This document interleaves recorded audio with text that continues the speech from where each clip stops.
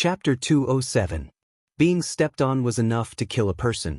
Such a far-fetched and overbearing reason was not convincing at all. Those with a discerning eye could naturally tell that Gu Fei was just trying to find an excuse to kill the opponent. Moreover, Gu Fei's attack was fiercer than before, mainly because the probability of triggering an attack this time was higher, and this target was weaker than the previous ones. A single dual flame flash was enough to turn the target into ashes. That's terrifying. The group of bosses looked at each other. At the same time, they were very confused as to why Gu Fei was looking for an excuse to kill this person. Could it be that this person wanted to kill all of them? Everyone was confused. They kept their distance from Gu Fei and put their hands in their pockets, ready to fight at any time.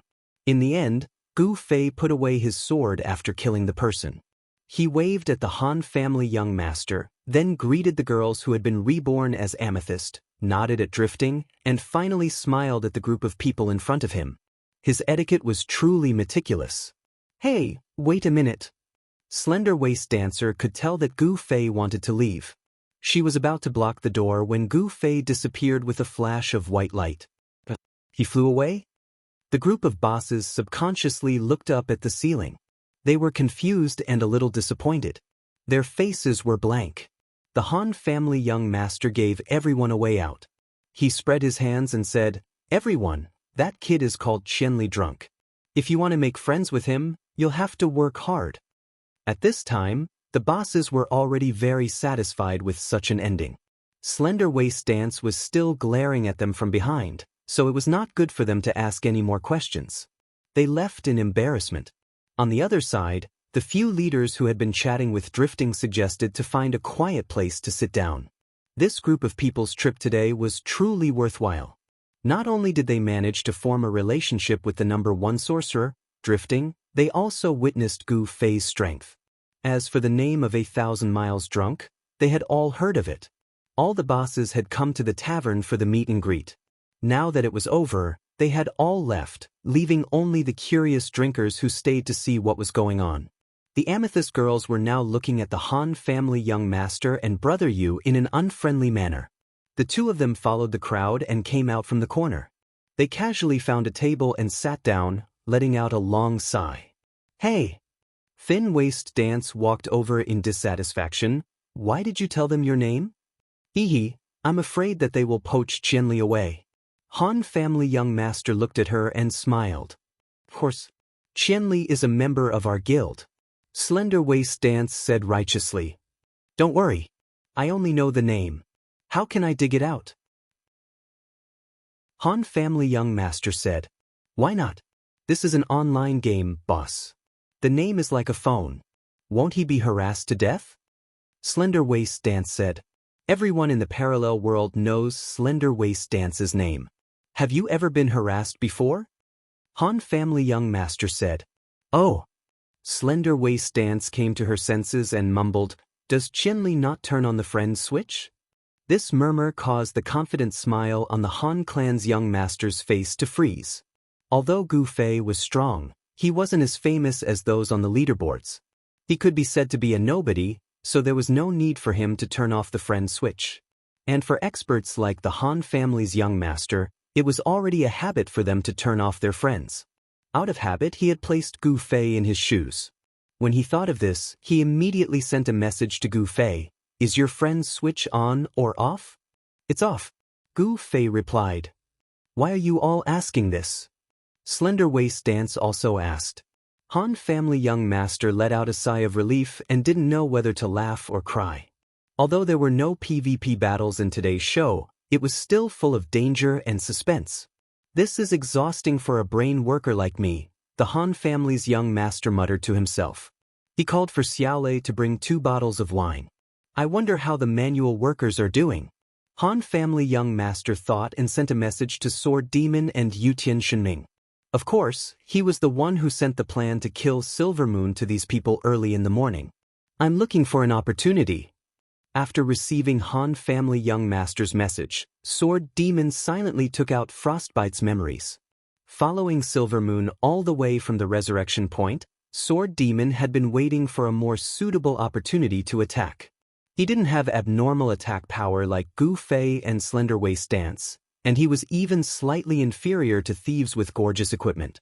The additional attributes of Frostbite's memories were absolutely first class, but it was a low-end equipment after all, and its attack power was somewhat lower than the current mainstream level 40 daggers. Fortunately, after the official launch of the game, Sword Demon made a small fortune and then bought a lot of equipment that could increase attack power. After all, he couldn't bear to give up such an outstanding additional attribute like Frostbite's memories. With this set of equipment, the Sword Ghost's attack power was not outdated, but it could not be said to be top-notch. If he wanted to deal with Silver Moon, he couldn't be like Gu Fei, who could kill her in a split second. So he didn't attack as soon as Silver Moon came out of the resurrection point. He was worried that if he couldn't deal with Silver Moon quickly, Silver Moon would hide back in the safe zone. After all, Silver Moon was also a character who grew up in countless battles. The moment he resurrected at the resurrection point, he was already on guard for ambushes outside. From the moment he walked out of the resurrection point, he maintained the posture of rushing to the resurrection point. So, Sword Demon chose to tail. He followed Silver Moon all the way to wait for Silver Moon to relax her vigilance, and he wanted to wait until he was farther away from the resurrection point before attacking, so that Silver Moon had no chance to escape back to the safe zone. Sword Demon's judgment was very calm. He didn't underestimate Silver Moon at all, even though he knew that Silver Moon had died twice and lost 2 levels.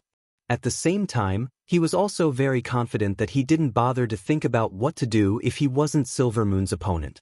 And Silver Moon was really worthy of being the master who was once chased in Moonlit Night City. Her anti-tracking awareness was very strong, and she was still careful after leaving the safe zone. After walking not far, she suddenly turned around and shouted, "Come out! I've already found you." Sword Demon was shocked. He didn't expect that in addition to Gu Fei, even Silver Moon had this ability. He helplessly prepared to go into battle. The thief's first choice was naturally to go around the opponent's back to launch an attack. Who knew that such a small movement would allow Sword Demon to see through Silver Moon's trick? Sword Demon had already made a move, but Silver Moon's eyes were still staring at the same place, not moving with Sword Demon's movements at all. If it were another thief, perhaps there wouldn't be such a fast reaction. But Sword Demon was different. Being detected in stealth was an unforgettable memory that Gu Fei had given him, and he was extremely sensitive to it. Silver Moon's abnormal behavior made Sword Demon immediately realize that this guy was just testing him. Sword Demon stopped moving and watched quietly. Seeing that Silver Moon continued to play around, he glared fiercely at the air for a few seconds, then turned around and continued on his way. Sword Demon followed. As a result, Silver Moon became addicted to this test. After that, he shouted twice, supplemented with a sneer and a confident expression. Sword Demon yawned behind him while watching his performance, calculating how far they were from the resurrection point. Every time he calculated, he would sigh deeply. The distance was still a little close, which meant that Sword Demon might continue to watch Silver Moon's show. He was already about to vomit. Fortunately, after a total of 3 times, Silver Moon seemed to think that it was safe behind him. He began to pay attention to whether someone would suddenly appear around him to attack him. For this reason, he specifically found a secluded path, which made Sword Demon admire him again. This guy came from another main city, but he didn't expect him to be so familiar with Cloud City. Like this, he walked on an empty street. No matter which direction someone came out from, Silver Moon could quickly see them. Just when he felt that there was nothing to worry about, he suddenly felt a stabbing pain in his waist. His health had dropped by a chunk. Sword Demon finally made his move. Silver Moon was shocked. He didn't think that he would be targeted by a thief even though he was so cautious. He held the king's sword in his hand all the way. Now that he was attacked, he turned around and was about to slash. However, the opponent behind him was faster. Before he could slash, his waist had already been stabbed a second time. Silver Moon roared, venting the depression in his heart. He used all his strength in this slash. He wanted to directly cut the guy behind him into 2 pieces. Who would have thought that this slash would end up in the air?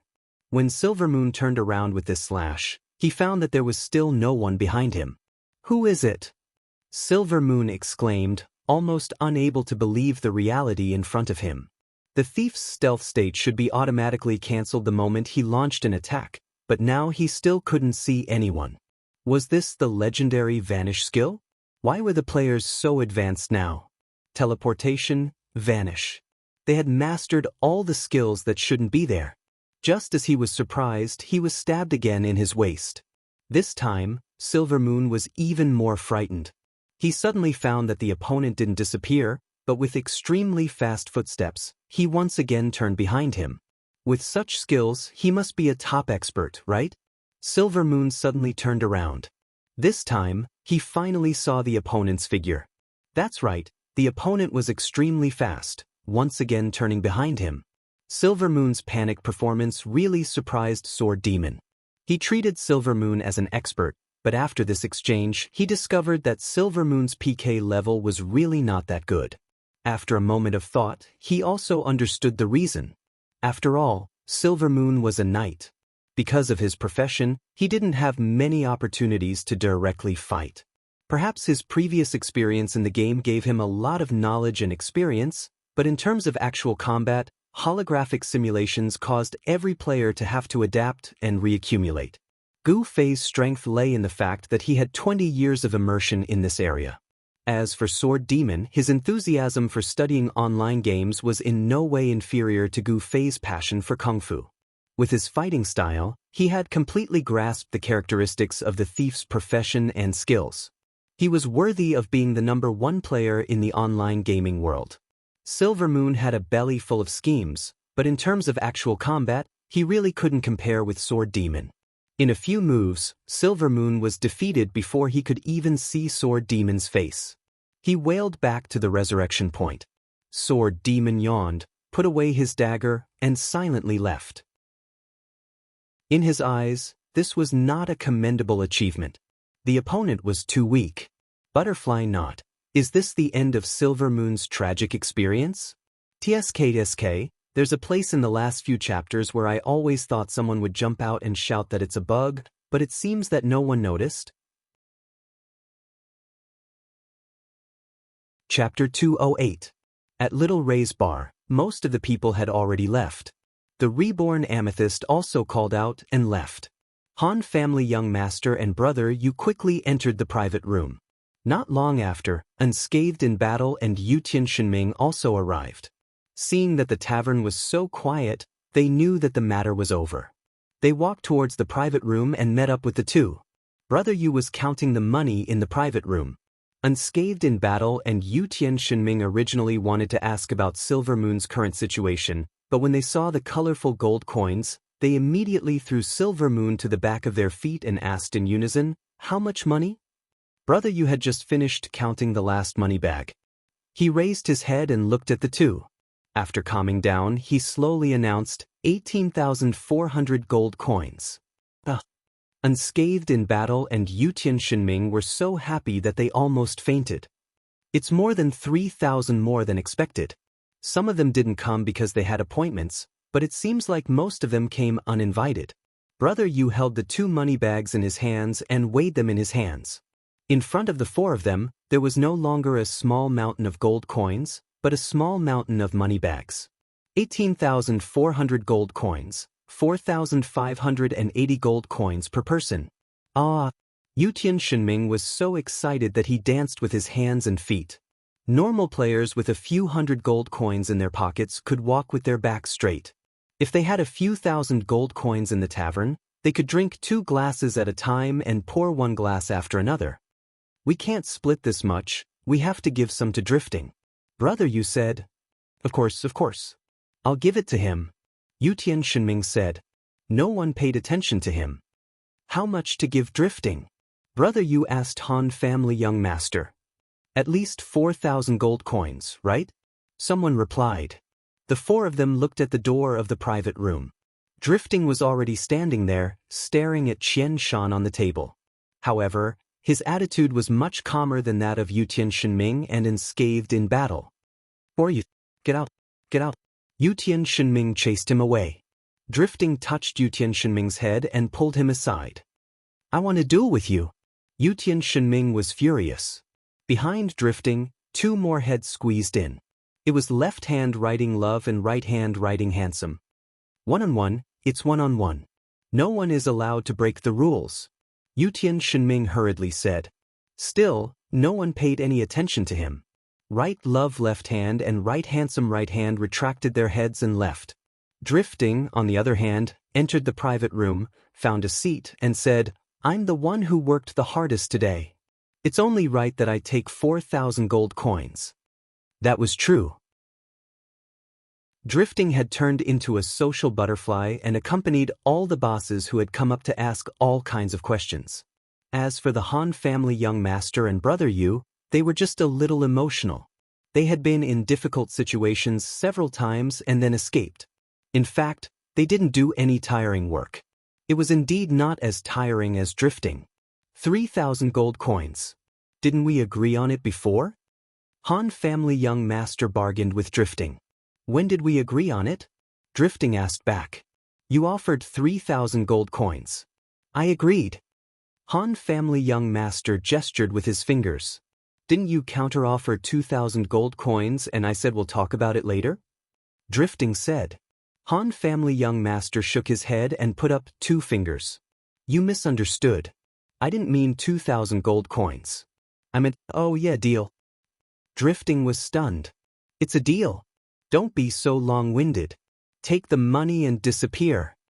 Yutian Shenming quickly picked up 3 bags of 1,000 gold coins from the table and threw them to Drifting. Forget it. 3,000 gold coins it is. Drifting waved his hand to show his generosity. He took the 3 bags and stood up. Then I'll go first. Then he said goodbye and left. Yutian Shenming leaned against the door, poked his head out and watched Drifting walk out of the pub. He turned around and laughed. What are you laughing at? The other 3 were curious. That idiot. Imperial Sky Divine Ming said excitedly, one of the 3 money bags I gave him was just a small change. It only had 400 gold coins. The other 3 looked at each other. It's time for us to divide the money. Yutian Shenming calculated. There are 16 left, 4 for each of us. Unscathed in Battle wanted to say something, but Han family young master hurriedly waved his hand and interrupted him. Let's divide it evenly. Let's divide it quickly. Don't keep talking. Unscathed in Battle originally wanted to mention the subsidy that they had agreed to give him at the beginning. Hearing Han family young master's words, he thought for a while and finally didn't mention it. This activity was full of twists and turns. If they really wanted to divide it according to their contributions, it would be hard to calculate. So, they just divided it evenly, which was clean and happy. The 4 each took 4 bags of money. Suddenly, the curtain of the private room rolled. The 4 looked back. Brother Yu was the first to speak. Hey, Sword Demon. Sword Demon nodded, entered the room, and sat down. The 4 were still holding money bags in their hands.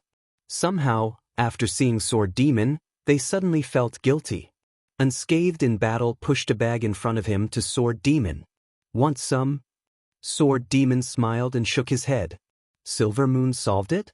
Yutian Shenming finally returned to his original intention of coming with Unscathed in Battle when he changed the topic. Sword Demon nodded. Don't you need to inform Qianli? Yutian Shenming looked at Han family young master with a somewhat gloating expression. Gu Fei's target, Non-Smiler was a good example, and Imperial Sky Divine Ming was very happy to see Silver Moon follow in the footsteps of Non-Smiler. No need, Han family young master said lightly. You only killed 3 times and it's over? That's not your style. Yutian Shenming said. Although Han family young master was a priest, he didn't have the slightest bit of compassion for the state of the universe. He was so cold that he could even sacrifice his own people, and was even colder to his enemies. No need means that we don't need to do it anymore, Han family young master said. Then who will do it? Yutian Shenming asked curiously. Han family young master smiled slightly. Who else can it be? Just now, when we left, Yun Zhongmu hurriedly left with his brothers without even saying goodbye. Oh! The few of them suddenly realized and forgot about this. That's a deep grudge. Yutian Shenming clicked his tongue in wonder. It's been so long, but Yun Zhongmu still has such fighting spirit when he sees Silver Moon. They didn't recognize each other in the tavern at the beginning? Brother Yu was puzzled. Yun Zhongmu and the others arrived first, so they sat near the front. Silver Moon and the others came last, so they sat at the back. If it wasn't for Silver Moon talking too much, he wouldn't have been discovered by Yun Zhongmu. Now, Yun Zhongmu already has his eyes on him, and he still doesn't know. Han family young master said. He brought this upon himself. Everyone sighed again and again. So let's wait and hear the news. Han family young master was calm and collected, and made a comfortable posture. Little Ray, bring the wine, the most expensive. Open 2 bottles. The few of them hurriedly got up and fled. If the wine was served, and Han family young master was unreasonable and wanted to split the cost with everyone, then they would suffer a great loss. Apart from Han family young master, no one was willing to invest money in this. Brother Yu and the other 2 fled the tavern one after another, leaving only Sword Demon and Han family young master in the private room. Want a drink? Han family young master asked Sword Demon. Sword Demon shook his head. Want a bag? Han family young master picked up the money bag and asked Sword Demon. Sword Demon still shook his head. Han family young master had no choice but to pick up his own cup and toast to himself. The meet and greet has come to a successful end. Cheers. Then he raised his head and downed the cup. Successful? Sword Demon asked. Han family young master chuckled. I received the money, and all the presidents are satisfied. Qinli doesn't have any grudges in his heart. Can it be more successful than this? Oh. Sword Demon wasn't present during the meet and greet, so he didn't know what happened. Han family young master gave a simple explanation. Sword Demon listened without saying a word. In the end he asked, so, Qinli came prepared. Who told him? The Han clan's young master shrugged. You should ask him. Brother Yu posted the announcement on the forum. Maybe Qinli saw it too. Sword Demon said. That guy is also on the forum? Han family young master snorted. You can't say for sure. Sword Demon said. What a coincidence. Han family young master said indifferently. It was indeed a coincidence. Gu Fei had been on the forum recently. But it wasn't a coincidence. Every time Gu Fei leveled up 5 times, he would go on the forum to search for information. Then he would choose the next leveling area that was most suitable for him to fight monsters. It just so happened that he reached level 40 that day.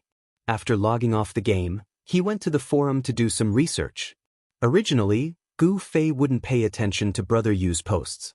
But the topic of killing mages was too attractive. Brother Yu's post was pushed to the top. Plus, Brother Yu's name was familiar. Gu Fei was curious and casually went to take a look. He immediately discovered that this guy was using him to sell his business. Gu Fei was helpless. He didn't want to be used as a product, but he also didn't want to have a bad relationship with his friends. In the end, Gu Fei could only entertain himself with the spirit of entertainment. Gu Fei masked his face and cast a weak spell. He wanted to see the scene of the few people being questioned by everyone and being badly battered. Who would have thought that Drifting's unexpected appearance gave Han family young master a chance to divert his attention? Then, Silver Moon's wretched behavior finally provoked Gu Fei to show his skills. But no matter what, this meet and greet finally came to an end. And the ending was a good explanation for Gu Fei, Brother Yu and the others, for the temporary cameo Drifting, and for all the guild leaders and team leaders present. The only one who was miserable was Silver Moon, and his misery continued. Walking on the street to meet up with his brother, he was unfortunately blocked by Cloud Twilight and the others. Boss Silver Moon, long time no see. Cloud Twilight said cheerfully. For him, this trip was not in vain. Butterfly not. The problem that no one noticed in the previous chapter is actually Silver Moon and Cloud Twilight living under the same roof. This is so that Silver Moon's misery can continue endlessly. I thought that when we saw the character's appearance, people would question why the two of them stopped fighting. I didn't expect there to be no one. How gratifying. Chapter 209. When Silver Moon saw Cloud Twilight, he was startled and said, I didn't expect to see you here. Cloud Twilight laughed coldly. There are too many things you can't imagine. There were 3 people in Cloud Twilight's group, and Silvermoon was alone. Moreover, he was a knight who had just lost 3 levels. If they fought, he definitely wouldn't be a match. However, he didn't panic at all and said calmly, "You came at a bad time today." Cloud Twilight laughed. "Of course, for you, it's never a bad time." Silvermoon sighed and shook his head. "You misunderstood." "I misunderstood?"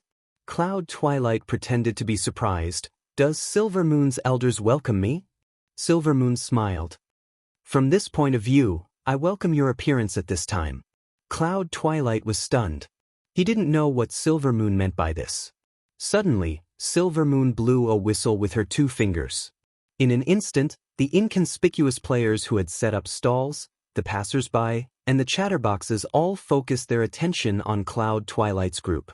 Players who came from Moonlit Night City, especially people like Cloud Twilight, had seen all kinds of situations.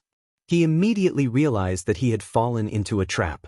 Could it be that Silvermoon had already known that he was in the tavern, but pretended not to see him and set up this trap, waiting for him to come to him? Cloud Twilight was filled with regret. He had interacted with Silvermoon many times, so he knew her very well. It was just that he had defeated the former Dust Guild and was still arrogant to this day. His days were too comfortable. In his eyes, Silvermoon was no longer a strong competitor, but a stray dog who abandoned his wife and brothers after realizing that the situation was not right. However, he forgot that a stray dog was still a dog. A dog can't stop itself from eating shit. This Silvermoon was clearly as sinister as ever. At this moment, the expression on Silvermoon's face had changed. The pain from losing 3 levels seemed to have lessened a bit, and the change in Cloud Twilight's expression became a good medicine for his psychological wounds. After admiring it for half a minute, Silvermoon laughed heartily. "Now you know what I meant when I said it wasn't a good time, right? I was thinking for you." "Help my ass." Yun Zhongmu roared, bringing his 3 brothers with him as he charged toward Silvermoon. How could Silvermoon not understand Cloud Twilight? He had long since guessed that he would do something like this under these circumstances. As he retreated, he swung his long sword and activated King's Command.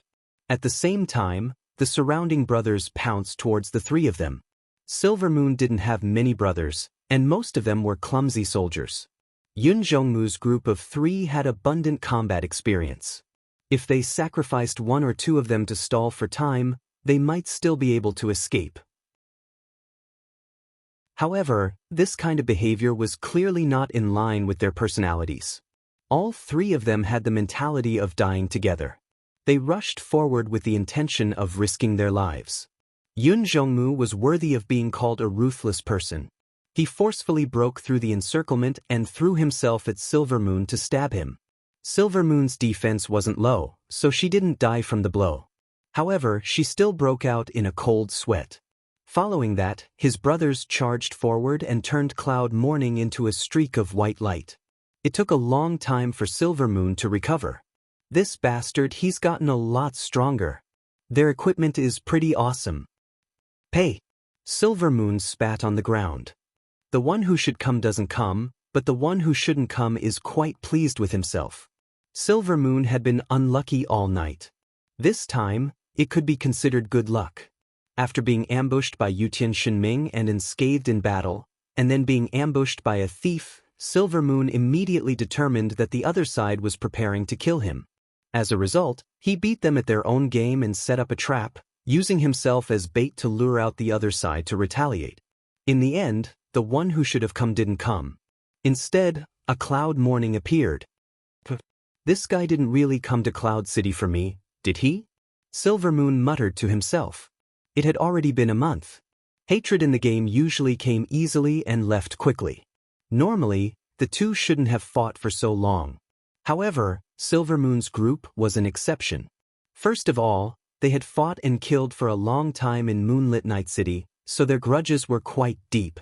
Second, when they were being hunted down, Silvermoon had long since escaped without a trace.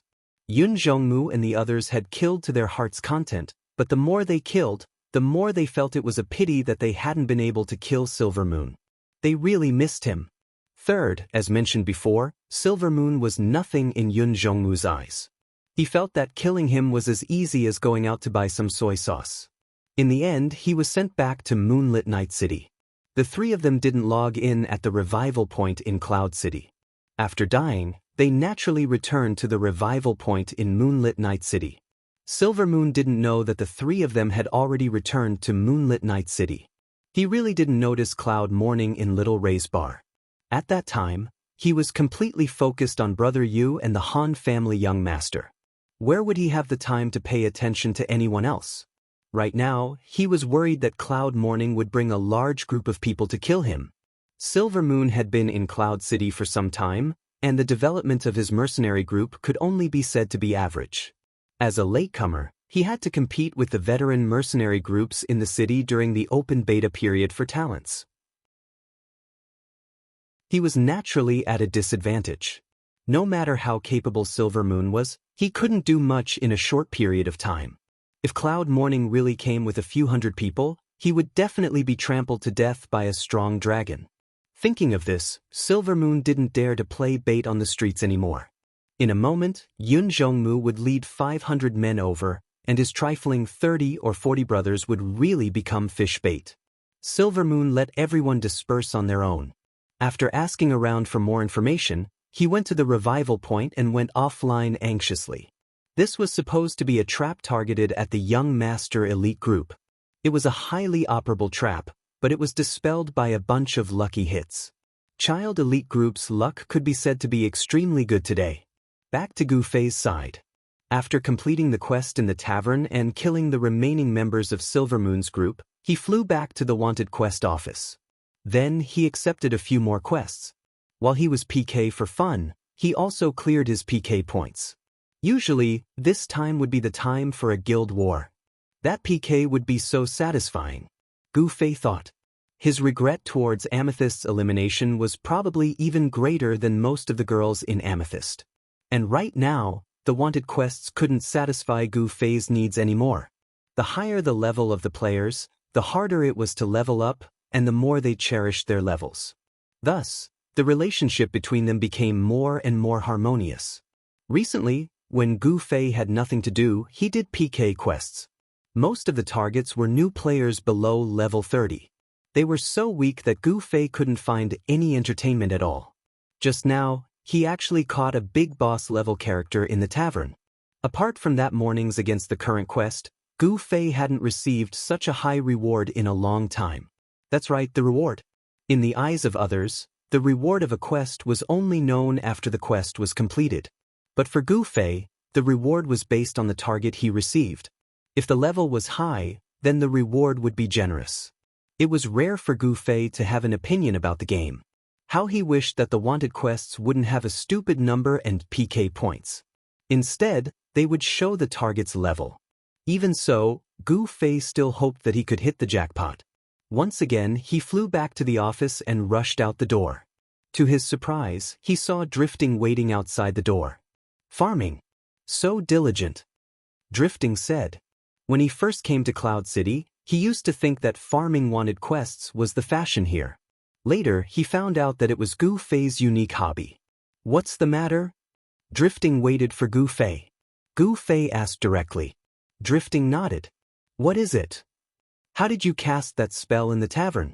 I'm sure that Brother Qianli, your spell damage shouldn't be that low. Also, you shouldn't have summoned a spell when you were chanting and swinging your sword like that. Drifting's tireless learning spirit was as strong as sword demons. Other questions could be ignored, but Gu Fei's was an academic question related to spells. Drifting had been talking and laughing with the guild leaders, but he spent half of his time thinking about this question. If he didn't get a definite answer from Gu Fei, he wouldn't be able to sleep for a while. What do you think? Gu Fei said with a smile. Brother Qianli asked a friend for help? You chanted, and he secretly cast the spell? Drifting thought about it and found this explanation to be slightly more reasonable. Gu Fei smiled and shook his head. I didn't expect that a master wizard like you couldn't see through it. It was quite effective. Gu Fei said and rolled up his sleeves. Watch me. Gu Fei moved his fingers as if he was going to perform something special. Under Drifting's gaze, he suddenly pulled out the dark stream light sword with his right hand and swung it in the air. He shouted, "Dual Flame Flash, Flash." Dual Flame Flash is an instant skill. This. Drifting thought that Gu Fei was fooling him, so he said unhappily. He stopped halfway through his sentence. Gu Fei chanted, but the sword didn't emit flames. Gu Fei's left hand swung like a knife, and the flames of Dual Flame Flash drew an arc in the air. "Did you see it clearly?" Gu Fei asked with a smile. Drifting had a look of realization on his face. His main hand is set to his left hand to cast spells. So, when he wields the sword with his right hand, it doesn't affect his spell casting. Besides, his weapon doesn't do any damage. So, it becomes 1,000 layers of flames with low damage. As expected of a master, Gu Fei praised. "If I were a master, I would have thought of it long ago." Drifting hit his head. "Thank you, Brother Qianli. I won't be unable to sleep today. Continue your quest." "I'm leaving," Drifting said. The two of them said their goodbyes and went their separate ways. Gu Fei rushed towards his quest objective.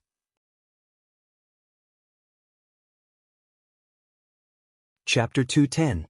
Frequent bounty quests had trained Gu Fei's ability to identify directions based on coordinates. Especially in Cloud Peak, with the Windchaser coat of arms changing coordinates every minute, Gu Fei could even determine which street the other person was strolling on. After observing the coordinates a few more times, Gu Fei could even determine where the other person was going. Not good. After the coordinates changed a few times, Gu Fei shouted in his heart and hurriedly sped up. The direction the person was moving towards was the archer shooting range. Generally speaking, there were only two things to do at the resurrection point: learn skills or go offline. The latter was obviously more frequent than the former. Moreover, going offline was the most fatal blow to Gu Fei's bounty quest. There was quite a distance between this place and the archer shooting range. Gu Fei sprinted and teleported, secretly praying that the other person wasn't going offline. Unfortunately, luck didn't always favor the same person. Gu Fei hoped that the other person wasn't going offline, but this person just had to be. Seeing that he wasn't far from the archer shooting range, the Windchaser coat of arms suddenly stopped working. Gu Fei opened the quest window to take a look. The target's number had already turned gray, and the status showed that he was offline. Sigh. Gu Fei let out a long sigh. Logging off alone wasn't scary. What was depressing was that Gu Fei wouldn't be able to accept other quests in the future. He could only accept one bounty quest at a time. This was also an area that Gu Fei felt was in urgent need of improvement. In addition, Gu Fei reckoned that he wouldn't be able to complete this quest. It wasn't like he had never experienced this before. He received the quest at night just as the other person went offline. As a result, when he logged back on the next night, the other person's PK value had already been wiped out during the day, and the quest was forcibly failed. That was how Gu Fei's continuous bounty quest record was interrupted. When he completed the 100th quest in a row, he was rewarded with the Windchaser boots. Based on this, it was possible to obtain a good reward for consecutive rounds of 200, 300, and 500. Unfortunately, Gu Fei's quest was interrupted on the 176th consecutive quest. And now, Gu Fei was on the 24th consecutive quest.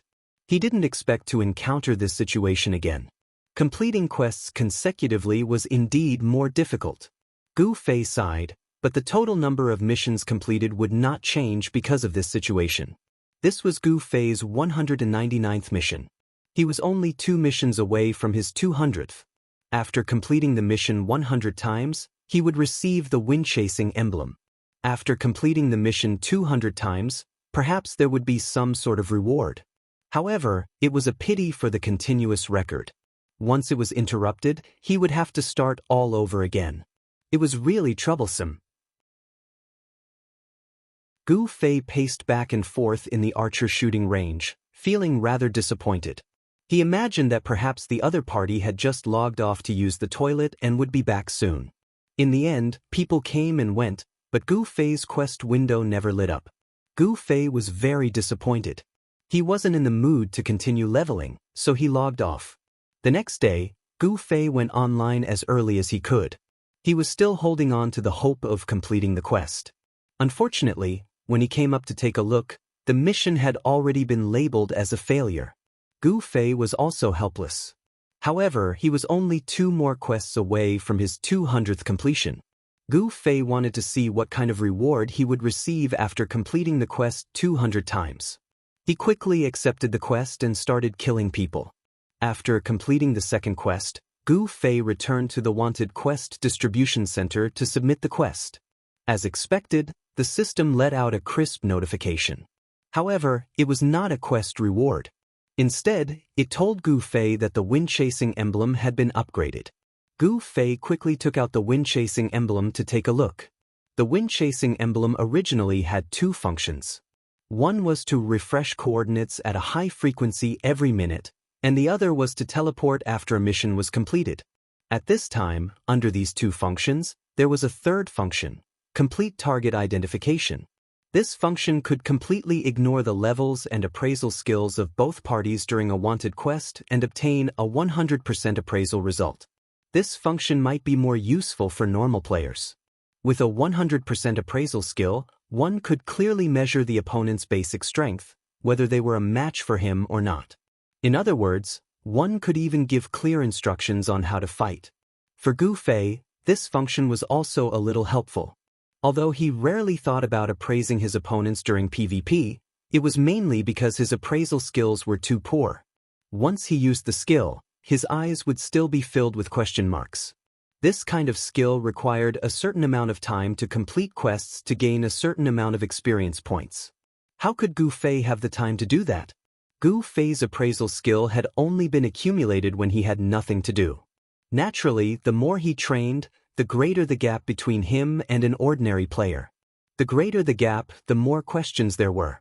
At this point in time, Gu Fei's appraisal skill could be said to exist in name only. However, now that he had this thing, at least Gu Fei could satisfy the craving of appraising experts during wanted quests. It was better than nothing. Gu Fei hurriedly accepted a quest and went to experiment. It had been a long time since he had seen a PvP fanatic on the wanted list. This situation wasn't just limited to Cloud City, it was also the same for the overall wanted list. It could be seen that the progress and thinking of all players in the game were roughly the same. After leaving the mission announcement hall, Gu Fei went straight to the coordinates. Gu Fei could tell at a glance that it was the Central Plaza Tavern. This was the kind of place that Gu Fei liked the most. Not only would he not move when sitting in the tavern, but he would also usually be with his friends. This way, he could often trigger the hidden mode of Gu Fei's favorite quest, fight with the other party's friends. Along the way to the tavern, the other party's coordinates did not change at all. When Gu Fei entered the door, he already saw the back of a person with the target serial number 19857. Gu Fei was not in a hurry to go forward. He first tried the appraisal function of the wind-chasing emblem. As expected, the 100% appraisal information was extremely detailed. The data of the person from head to toe was seen by Gu Fei. After looking at it, Gu Fei was a little disappointed. The person was only a level 34 mage, and his equipment was extremely mediocre. Gu Fei let out a deep sigh, walked up to the table, and lightly knocked on it, saying, "Wanted mission." The reaction of the people at the table was not very strong. They just raised their heads together. After seeing Gu Fei clearly, everyone's expression was extremely surprised. And Gu Fei also felt that there was something strange. The table in front of him was filled with boys and girls about the same age as Yu Tianxinming, but Gu Fei felt that they looked a little familiar. Before he could remember what was going on, the people at the table had already said, "Teacher Gu." As they shouted, the people at the table had already stood up in a panic. One by one, they stood at the side of the table in embarrassment. "Ah." Gu Fei replied in surprise. It turned out that this table was actually filled with his students. Anyone who had been to school would know that it was rare for a normal teacher to recognize all the students in a class. As a physical education teacher would represent more classes, they would have fewer chances to interact with the students in each class. This situation was even more obvious. Normally, a PE teacher would recognize a few students who excelled in sports. But for Gu Fei, If a student knew how to perform a few sets of boxing, he would definitely recognize that student. As for the others, regardless of whether they were good or bad, he treated them equally. So, he basically didn't know many students. The table in front of him was one of them. Because Gu Fei had seen them in class, he vaguely felt that they looked a little familiar. If you wanted him to call out their names, it would be impossible even if you beat him to death. But the students would definitely recognize the teacher. After a brief moment of restraint, the few of them began to ask impudently, "Teacher, you play this game too?" After all, Gu Fei was only a physical education teacher. It was very different from the ordinary teachers who taught every day with a straight face. In front of him, the students would not be too nervous. Moreover, Teacher Gu Fei was a joke in their school. If it were their homeroom teacher standing in front of them, these kids would probably have already flown away. The students were at ease at this time, but Gu Fei seemed a little uncomfortable. "Teacher, what did you just say when you knocked on the table?" a student asked. "Nothing, just passing by, passing by." Gu Fei quickly said, "You guys have fun, I'll leave first." "Hey teacher, don't be in such a hurry to leave. Let's play together," a student shouted boldly. As the voice was loud, it naturally attracted a lot of attention. "Teacher? Students?" The players whispered to each other as they sized up this strange combination. Gu Fei was born in a martial arts family. The ethos of his family was to respect teachers. Although his teacher-student relationship was quite different from the one at home, it still made him feel that it was a bit inappropriate to play online games with a student. Seeing that more and more people were paying attention to him, he hurriedly called out to the students and hurriedly left. Ever since Gu Fei entered the parallel world to play online games, this was the first time he was panicking, mainly because of his psychological distress. Once out of the door, he sprinted, using teleportation from time to time. The students were only a little over level 30. Although they chased after him, they could not see Gu Fei's figure after a while. "Wow, the teacher runs so fast. He must be an expert," a student said in surprise after seeing Gu Fei's figure disappear quickly. "The teacher seems to be a mage. How can he run so fast?" Another student said. "Did you identify him? What's the result?" someone asked. "I can't identify him. The teacher's level is higher than ours." "Wow!" There was a wave of exclamations. "This is big news. Teacher Gu Fei is also playing in a parallel world, and he's in the same main city as us." Someone said. Let's pull the teacher into our guild." Yes. Let's go find our FA now." "Oh, we forgot to ask for the teacher's name. How can we find him if we don't know his name?" "Stupid. Ask him in class." Oh. Butterfly knot. At the beginning of this chapter, there's a happy section surrounding the forces of Gu Fei.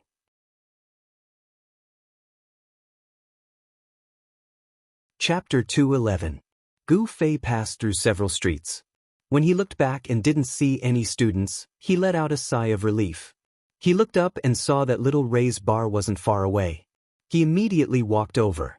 In the Little Thunder Tavern, a few members of the Young Master Elite group had gathered here at a time that they shouldn't have gathered together. They were showing off the equipment that they had bought after earning a huge sum of money yesterday. To become an expert in the game, skill and equipment couldn't be lacking. If you only had skill or equipment, you could only become an expert that could oppress normal players. The goal of these few people was to become 1 in 10,000. Even though it was a new game mode, they relied on their good game sense and foundation to quickly improve their skill level. As for equipment, that was the most troublesome aspect. Relying on luck to get good equipment was hard, tiring, and illusory. Even though there were quite a few people who said that illusory was what attracted people to the game, those who said this were people who already had illusory equipment. It was easy for them to say this. The other group were people who didn't have illusory equipment and didn't have the money to buy it. When they saw other people spend large amounts of gold to buy equipment, they said that it was sour grapes. Using money to buy equipment was the most effective way to get good equipment. True gaming experts all understood this logic. There were a few experts that had been eyeing equipment for a long time in the market. Unfortunately, they were short on money. Every day, All they could do was look at whether or not the equipment was still there. Finally, the thousands of gold that they had earned yesterday made their pockets bulge. Some of the equipment that they had bought before were no longer in their eyes. Yesterday, they had arrogantly strolled around the market. They really did consider everything beneath their notice. Look at my armor. Unscathed in battle dragged his tall and sturdy body and propped up his shiny black armor. He even leisurely spun around in front of everyone. The armor itself wasn't bad, but the problem was that unscathed in battle wasn't a suitable clothes rack. His body was tall and sturdy.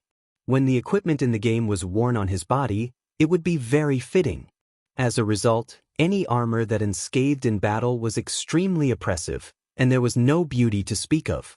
Excellent defense, enhanced defense, strength plus 15, constitution plus 15, rage points accumulated increased by 20%.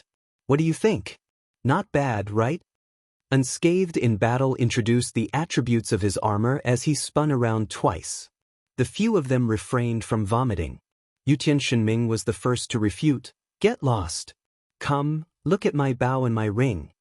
Yutian Shenming's original bow was actually a high-tier equipment, but the problem was that it was a blank one. It no longer had any advantages. Last night, after going around in circles, he finally found a good bow. Howling Sniper, high attack, range plus 10, agility plus 20, critical chance plus 15%, degree of lethality plus 15%, sniper strengthening. Yutian Shenming's bow was a purple equipment, while unscathed in battle's armor was only a gold equipment. In terms of quality, it was immediately inferior. Just as he was about to introduce his ring, unscathed in battle had already thrown his sword on the table. Look at my sword, it's also purple. Look at my ring. Look at my sword. The two of them started arguing again. Han family young master also picked up an item and threw it on the table. Look at this. Everyone looked up. The most expensive wine in the parallel world was 20 gold coins per glass. Han family young master had a whole bottle, which was worth 120 gold coins. Although the price couldn't be compared to the equipment, the meaning was different. Equipment was a necessity. As long as there was enough money, anyone would be willing to invest in it. Wine, on the other hand, was a luxury. No matter how rich a person was, he would usually drink the lowest quality wine in the game. At most, it would be slightly better. There was definitely no one who would buy wine that cost 120 gold coins. In terms of consumption, Han family young master was undoubtedly better than the two of them. He looked at them mockingly. You guys are not good enough. Prodigal young master. The two of them were obviously unhappy and retorted. Brother Yu, what did you buy? Han family young master turned his head and asked Brother Yu, who was beside him. I took a look, but I haven't decided yet. Brother Yu laughed. Oh. Yutian Shenming replied, all right, then continue to look at my ring. My ring. Keep the items, Qianli is here. Han family young master suddenly interrupted Yutian Shenming.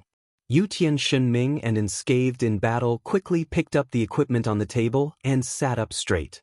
The curtains at the side rolled up and Gu Fei walked in. The few of them greeted him with smiles on their faces. Although the incident yesterday had ended, they hadn't seen Gu Fei since then. Therefore, they didn't know how he would react to the incident. Before they could figure out his emotions, it was better not to talk about the gains from this business deal in front of him. Therefore, when these guys started to show off, Han family young master immediately asked Little Ray to remind him when he saw Gu Fei coming in. When he looked up, he saw that Gu Fei was not his usual self today. There was a rare look of panic on his face. This guy never blinked when he was chopping people down. Everything could give him a fright. Give me a glass of wine. Gu Fei had already asked for a glass of wine outside. When he entered, he placed the glass on the table and gestured to Han family young master. Oh, what's wrong? Han family young master poured the wine while admiring Gu Fei's expression. What's wrong? Tell us so that we can be happy. Everyone was silent. His conversational skills were superb. Many people had the urge to beat Han family young master to death. It wasn't without reason. However, Gu Fei didn't care much. He took a sip of wine and said, nothing, I just met someone in real life. Is it a beauty? Unscathed in battle, and Yu Tianxunming suddenly stood up.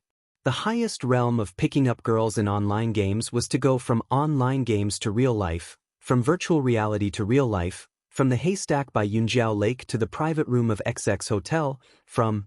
Gu Fei glanced at the two of them. The two of them sat down dejectedly and mumbled, "Can't I just casually ask?" The parallel world is so big. It's not easy to meet someone you know in real life if you don't purposely come here to find them. Brother, you said. It's just meeting someone in real life. Is there a need to be so nervous? Yu Tianxunming said. Oh, do they ask you for money? Do they want you to bring them to level, do quests, and bring them here and there? That's quite annoying. Unscathed in battle said with deep emotions. Sigh. Gu Fei sighed deeply. He really didn't know where to start. Plus, the guys from Child Elite Group couldn't help much with this problem. He just hoped that he wouldn't see the students again to avoid this kind of awkwardness. Who's your opponent for tonight's match? Gu Fei changed the topic. Cloud Aid Mercenary Group, a level 4 mercenary group. Apart from the leader Yun Xiang and a few of his friends, the other members are the remaining players from the big guilds who weren't selected into their own mercenary groups. Although their levels aren't low, unity is a problem. Their leader, Yun Xiang, doesn't have much prestige either. They've been fighting for themselves along the way, relying on numbers to get to where they are today. Brother, you introduced. Usually, after introducing the information, it would be Han Family Young Master's turn to arrange the strategy for the day. But today, Han Family Young Master was minding his own business and didn't say a word. Brother, you nudged him. Hey, it's your turn. Sword Demon isn't here yet. I don't want to say it twice. Han Family Young Master said. Oh, it's a bit early. Brother, you looked at the time. The few of them clearly didn't squat down and chat at this time. Realizing this, the atmosphere instantly became unnatural. How about we go level up together first? Gu Fei took the initiative to suggest leveling up. This was the first time. Get lost. We're not going to level with you. Yu Tianxunming and Unscathed in Battle practically said in unison. The efficiency of leveling with Gu Fei was foreseeable, but the problem was that everyone needed entertainment. They couldn't just watch his magic performance from the side. More importantly, watching Gu Fei fight hurt their pride. The few of them had already been hurt enough and didn't want to rub salt on their wounds. Just like that, the few of them chatted idly until the Sword Ghost finally appeared.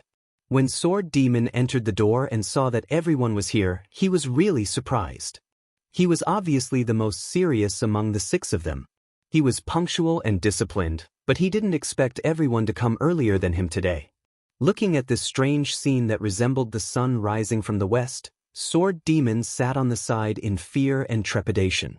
Is something big going to happen today? Sword Demon muttered in his heart. Ahem.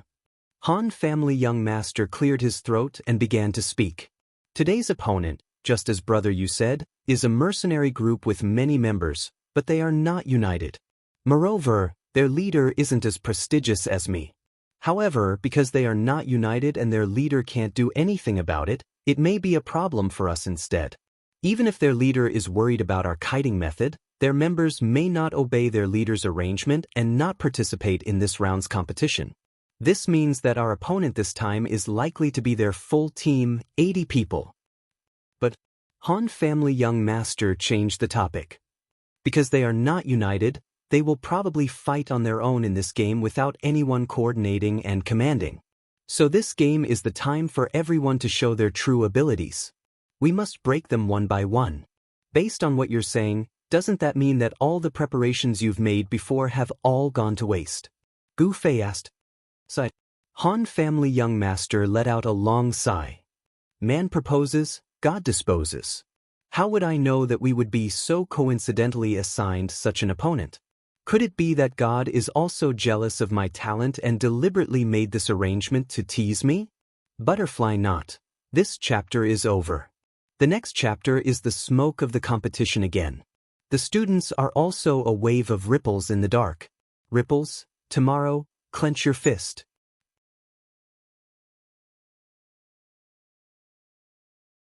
Chapter 212. how many rounds are left in the tournament? Gu Fei suddenly asked. Nowadays, the bounty quests were becoming less and less useful to him. The players in the tournament were more skilled, and the further they went, the higher they got. From the bottom of his heart, Gu Fei hoped that the tournament wouldn't end. It would be best if it could go on forever. Unfortunately, the answer was cold. Brother Yu quickly replied, Cloud City is already at the top 16. Top 16? That means there are still 4 rounds left. Gu Fei counted with his fingers. His tone was filled with regret. Speaking of which, why is it exactly 16? Isn't it 17, 15, or some other number that's just enough to decide the winner? Yutian Shenming asked. Brother Yu smiled. In the first 4 to 5 rounds, there will be some guilds or mercenary groups that have a bye. This is the system adjusting the total number to this 1, 2, 4, 8, 16, 32. The situation you mentioned, the system has already thought of it. There are still 4 rounds left. Everyone had their own thoughts. Gu Fei was regretful that he wouldn't have the chance to PK in the future. The others, on the other hand, were regretful that they didn't have the chance to show off their skills in the tournament. Speaking of which, Gu Fei being chased by the big guilds for showing off his skills might seem like a hilarious farce, but to be honest, this was the status that countless experts were looking forward to. Gu Fei had already reached this level 1 step ahead of them, and they still had to work hard. Today, let's show them our strength. The few of them suddenly said in unison. Especially Yutian Shenming and Unscathed in Battle, who had just updated their equipment, their eyes were filled with confidence. Just as the child elite group was preparing for today's tournament, the few students of Gu Fei had already found their guild leader. It was the student who led Gu Fei to the parallel world and gave him the identity of a mage that Gu Fei hated for a long time. A few students found Fei's figure on the street and immediately shouted, how many times have I told you? Don't use your real name in the game, use your character's name in the game. Fei was a gaming addict.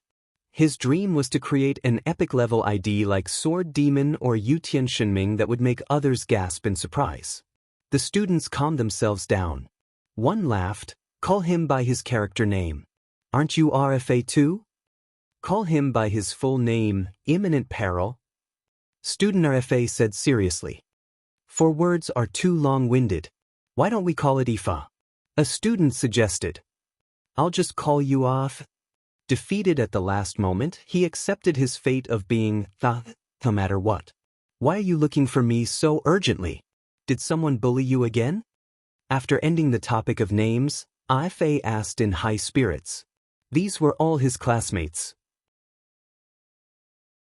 Normally, Fei was just an inconspicuous ordinary student in class, but in the game he was the boss. The main reason was that he managed to obtain an account that was difficult to obtain during the open beta period. After the official launch, the main city could be chosen. Naturally, his classmates would choose to gather in one place. Since Fei had already lost his main city, everyone ran to Cloud City. Therefore, it was a coincidence that Gu Fei met his students. No one bullied us. We even bullied a guy who stole our kill. A student replied proudly. It was the student who was supposed to be sent to prison by Gu Fei, number 19857. Then what happened? Fei asked. Guess who we just saw? One of the students tugged at Fei excitedly and shook him back and forth. Sword of No Oath? It's true that he's the boss of the biggest guild in Cloud City, but you don't have to be so excited, right? Fei said. No, it's Teacher Gu. Teacher Gu Fei. The student announced loudly. Afraid that Fei wouldn't realize who Teacher Gu was, he even included his name. Fei laughed when he heard that. I was wondering what it was. What's the big deal? I was the one who gave Teacher Gu his account. Well, why didn't you say so earlier? A few students widened their eyes. Teacher Gu told me not to tell anyone. But now that you guys met him, it doesn't matter anymore. Fei said. Then why didn't you pull Teacher into the guild? The students asked. Well, Teacher Gu has his own guild. Fei said. Guild? Everyone asked. Fei didn't know how to answer. He stammered for a long time, causing the students to laugh. Huh, I thought you were familiar with Teacher Gu. Turns out you don't know anything. AFA was speechless. Originally, he wanted to use the game as an opportunity to get closer to Teacher Gu. In the end, he ran away with that self-disciplined gamer on the first day. In the end, he didn't manage to dig up any information. He didn't even add Gu Fei as a friend. Although he knew Gu Fei's name, he couldn't do anything about it if he didn't turn on the friend switch. Later, he tried to get closer to Teacher Gu Fei in class, but he was scolded by Gu Fei with a straight face. After that, AFA and Gu Fei played their own games. Although they lived in the same city, they didn't interact with each other. After the game was officially launched, many students flooded into the game and came to Cloud City. AFA decided to bleed a lot and spent all of his savings during the open beta. He even sold off a lot of the equipment he was currently using and formed a guild. He named it the Ultimate Class 3 and pulled all the students into his guild. However, what made him depressed was that in his Ultimate Class 3, the class monitor was still addressed as class monitor by the students. As the guild leader, he was still a little AFA who was ordered around. It wasn't until he stood up for his classmates and bullied the newbies a few times. Then he helped them defeat some mission bosses that they couldn't defeat. Gradually, his classmates saw him in a different light. Thus, he became even busier. AFA, we can't handle this monster. Come and help. AFA, I'm lost. Come and pick me up. AF, you're 5 gold coins short. Hurry and send it to 2nd Exchange Street. AFA, I've been killed. Avenge me. AFA lived in such noisy cheers all day, but he finally felt that his value was reflected. After all, everyone was in the same class. They even sat together in class all day. Suddenly, when night fell, AFA would follow behind him and become a yes man. This kind of thing was only in AFA's imagination. How could it become a reality? AFA was having a great time being the guild leader who was like a nanny to him. He had long forgotten about Gu Fei. Now that his classmates asked him questions about Gu Fei, he naturally couldn't answer them. He and Gu Fei didn't interact at all. We have to get teacher to join our guild. A student said. Let's tell everyone about this first. The student said as he sent a message in the guild channel. There were a total of 21 guild members in Ultimate Class 3. There weren't many of them. They were all students from Yulin High School's Year 2 Class 3. Although their average level couldn't even be compared to a guild like Reborn Amethyst, their unity and cohesiveness were unmatched by any other guild. They were all friends in life. Only a group of students could easily gather so many of them. At this moment, Gu Fei was facing the most disunited group. Just as Brother Yu's Intel and Han Family Young Masters analysis said, Yunxiang Mercenary Group was very disunited. The first aspect of disunity was the fact that all 80 members of the mercenary group came together. Until now, there had never been a guild or mercenary group of this scale that could participate in the competition with all their members. Yunxiang Mercenary Group's full attendance was actually a manifestation of selfishness.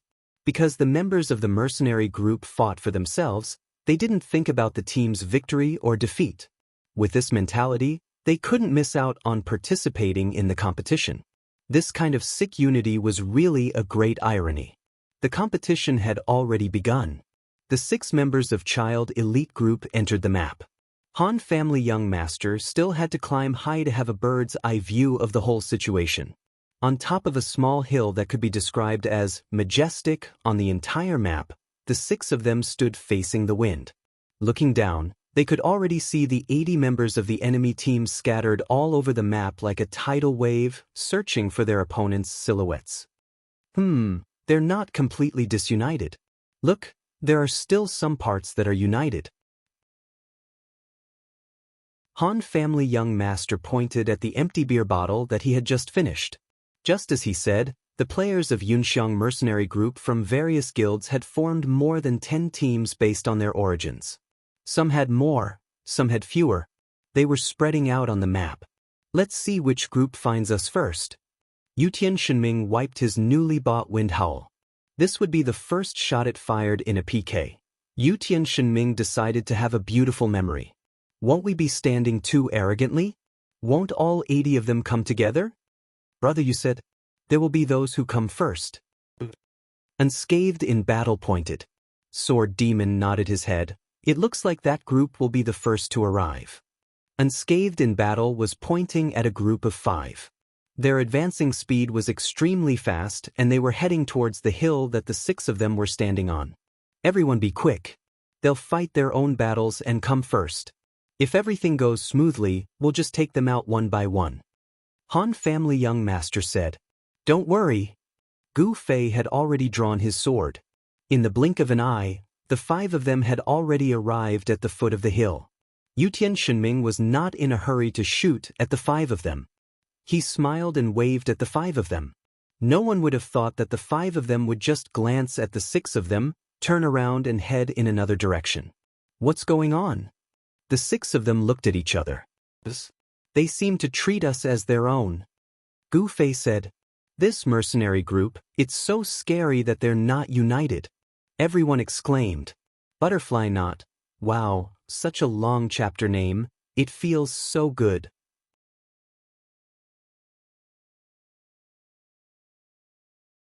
Chapter 213. The chaos in Yunxiang mercenary group shocked the 6 members of Child Elite Group. For a level 5 guild like Reigning the Four Seas with 750 members, it was impossible for 750 people to recognize each other. However, guilds had guild badges that could not be faked. As long as they wore the badge during group PK, they would not kill the wrong person. However, mercenary groups did not have badges, or it could be said that the current size of mercenary groups did not have badges. Speaking of which, the highest level in a mercenary group was only level 5, with 100 members. Even if they could not recognize all 750 people, it was not difficult to recognize all 100 people. As a result, there had not been any mishaps in the mercenary tournament. However, this Yunxiang mercenary group did not even know their own members. It was a miracle that they could make it to the top 16. Speaking of which, although they would mistake the enemy as one of their own, at least the enemy would not mistake them. For a person like Yutian Shenming to greet his opponent warmly was too surprising. Yutian Shenming was not really warmly greeting people. It was just that his newly purchased equipment was about to be used in PK, so he was very excited. As a result, he smiled warmly at the few people who bumped into him. Who would have thought that they would leave just like that? After a few dumbfounded sighs, Yutian Shenming was the first to reveal his ferocious face. He drew his bow and knocked an arrow, aiming at the leaving figure. The new bow was called Sniper's Whistle.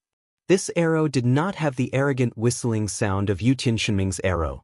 Instead, it was replaced by a crisp, sharp sound of the wind. Whoosh! Wild geese leave a sound, arrows also leave a sound, a scream. When Yutian Shenming's arrow flew over, the target let out a scream before disappearing in a white light. Yutian Shenming was excited. It had been a long time since he had experienced the thrill of an instant kill. Yes, he could still kill a new player under level 30, but there was a saying in the game, killing a new player wasn't called killing a new player, killing a player of the same level was the real deal. Of course, Yutian Shenming, who considered himself a top-tier expert, was after instant kills. Unfortunately, his equipment could not keep up with his needs. It had been a long time since he had felt this thrill. With this success, Yutian Shenming grabbed onto Gu Fei and shouted, "Sniper enhanced! Sniper enhanced!" Among the 6 of them, only Gu Fei had been living a life of instant kills to his heart's content. Yutian Shenming had been eyeing it for a long time. "What are you talking about? Move aside." Gu Fei pushed Yutian Shenming away and picked up his sword. "No, leave one for our brothers." Unscathed in battle quickly shouted, afraid that Gu Fei would use a big spell and the world would be quiet again. "You don't understand me at all." Gu Fei glanced at Unscathed in battle with disdain and rushed down the hill. Sword Demon did not want to be outdone. He took out his dagger and quickly chased after him. Fuck, you two wait for me." Unscathed in battle had tears streaming down his face. He took heavy steps behind the two and ate their dust. "Status! Don't you care about your status?" Brother Yu waved his staff anxiously, but he only had time to give unscathed in battle a power blessing. I won't heal you if you run out of range, Han family young master said coldly. He sat on the ground and opened another bottle of wine. At first glance, the child elite group did not seem to be united. But there was a reason why they were not united. Facing 4 opponents in front of them, how could they unite against them? That was a joke. Gu Fei flew down, but it didn't take long for the sword ghost to catch up to him, and it seemed like it was going to overtake him. This gave Gu Fei a shock. He put all his points into agility and the powerful attributes of the Windchaser boots. His speed had always been faster than the thief, Sword Demon.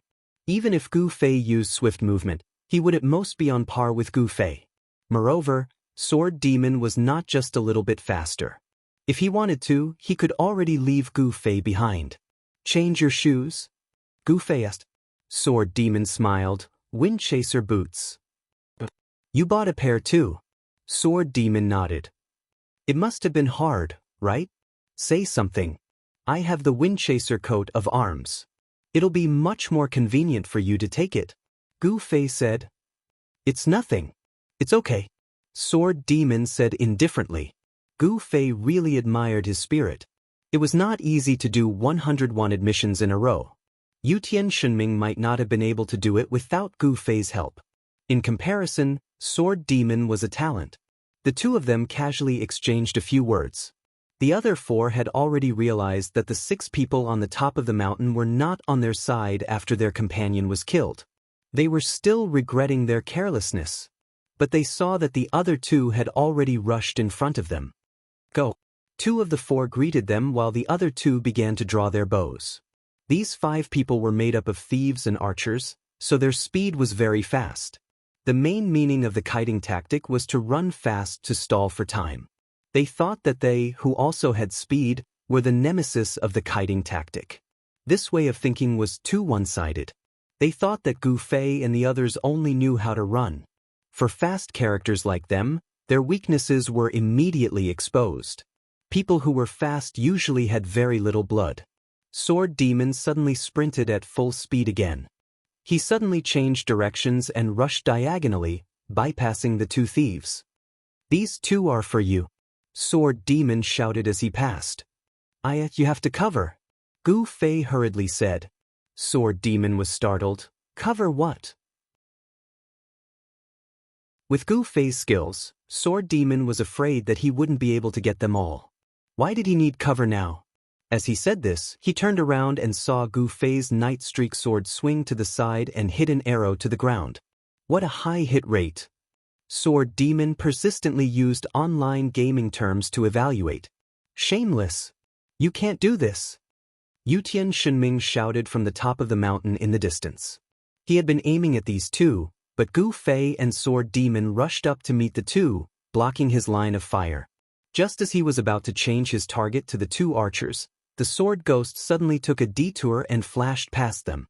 Yutian Shunming thought that Sword Demon was cooperating with him and immediately released the arrow that he had been aiming for. Who would have known that the one who had a telepathic connection with him was actually Gu Fei, who had long anticipated that he would shoot an arrow from the top of the mountain. Leaning to the side to see the direction of the arrow, Gu Fei deflected the arrow, causing Imperial God Ming to cry out in anger.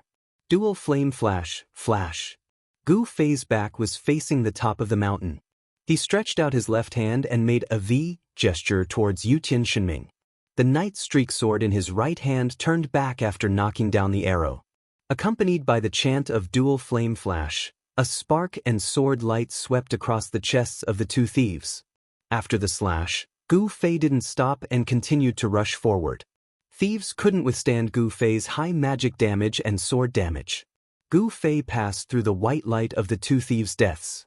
At this moment, Sword Demon looked back and saw that Gu Fei had knocked down Yutian Shunming's arrow and hadn't completely turned back. The speed of Gu Fei's movements was evident. You're too greedy. You've already killed 2 and it's still not enough. Sword Demon said with a smile. Gu Fei also smiled. Seeing that he couldn't catch up to Sword Demon, he immediately used teleport. The 2 archers were aiming at Gu Fei and Sword Demon. On one side, Sword Demon's experienced zigzagging made it difficult for the archers to track him. On the other side, Gu Fei was happy and rushed in a straight line. Just as the archer was about to shoot, Gu Fei suddenly jumped 5 meters forward from his original position. Teleport was absolute. Gu Fei disappeared from his original position and appeared 5 meters away. This happened at the same time without any time difference. Looking at it as a whole, Gu Fei didn't actually disappear. He just forcibly appeared from one place to another. When the archer saw this, he immediately suspected that his eyes were playing tricks on him. He subconsciously blinked a few times, but Gu Fei had already arrived in front of him. "Watch my sword." Gu Fei stabbed out with his sword. This time, he didn't use the dual flame flash skill, mainly because he was afraid of this situation. Once the skill was used, Gu Fei smoothly swung his sword and conveniently killed the archer next to him. That way, Sword Demon would have run all the way here for nothing. Towards the only person in the child elite group who was very humane, Gu Fei was also very kind. Sword Demon also rushed in front of the archer at this time. 8 out of 10 archers were out of their wits when they were closed in. Sword Demon didn't stop. With a turn of his body, he had already circled behind the archer and released a backstab. Oh, this! Sword Demon's fighting style was seen by Gu Fei. This fighting style was very similar to Thin Waist Dance's rapid movement style, but the agility and elegance of his movements were far inferior to Thin Waist Dance's. Firstly, Thin Waist Dance definitely had a lot of agility-enhancing equipment, which increased her speed. Secondly, Sword Demon should still be in the middle of practicing. His movements and footwork were very uncoordinated and jerky. As for the third, Thin Waist Dance was a great beauty. The elegant fighting style she used, if you were to put it on Sword Demon, you would have to change the adjective, such as ghostly and so on. If you still said elegant, then Gu Fei, who was kind to Sword Demon, would also turn against you. This was sarcasm, blatant sarcasm. Dealing with the two panicking archers was not difficult for the two of them. Gu Fei, who was a little slow, even modestly let the Sword Demon take care of the archer who was still breathing. Sword Demon didn't hesitate and took care of it with a slash of his sword. Unscathed in battle, who was a few meters away, let out an unyielding roar. Yutian Shenming was also spamming in the mercenary channel. Qianli is shameless, Qianli is shameless. Points are going to be deducted, points are going to be deducted. Sorry, I didn't see it. Sword Demon replied faintly and smiled at Gu Fei. He had just accepted a favor from Gu Fei, and now he had repaid it. Among Yutian Shenming's spamming, Han Family Young Master dropped this sentence weekly. There's a group coming from 278,345. Go and take care of them.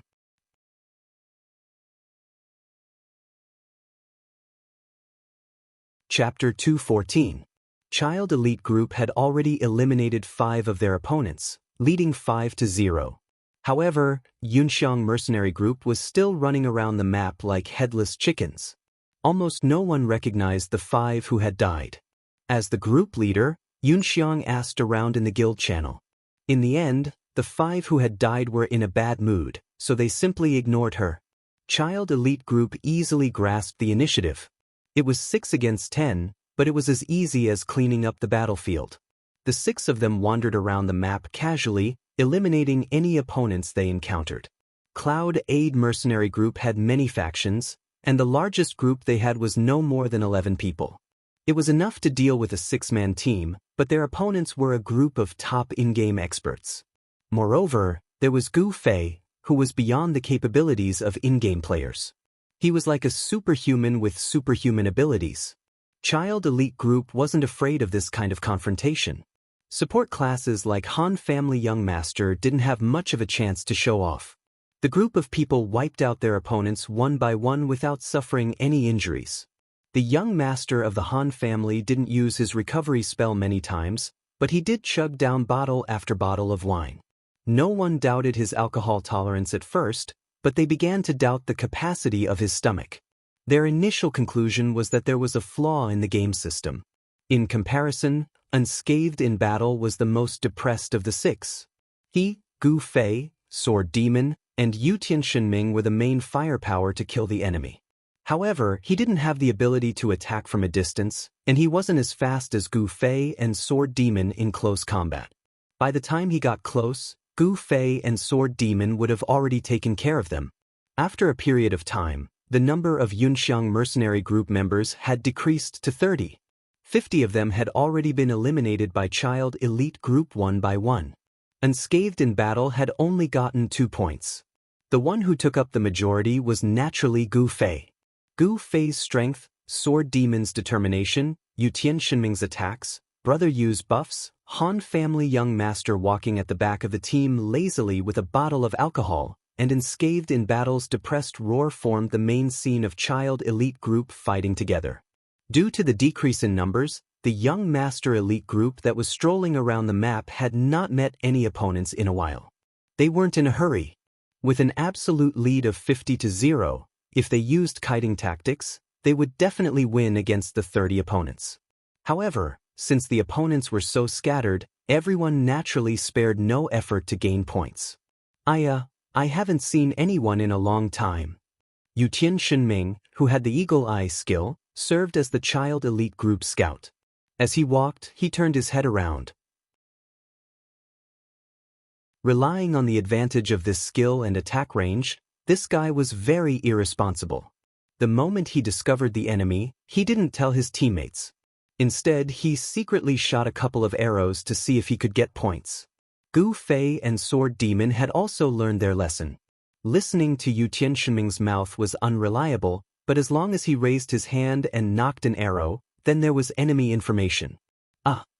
Han family young master suddenly exclaimed. There's no more alcohol.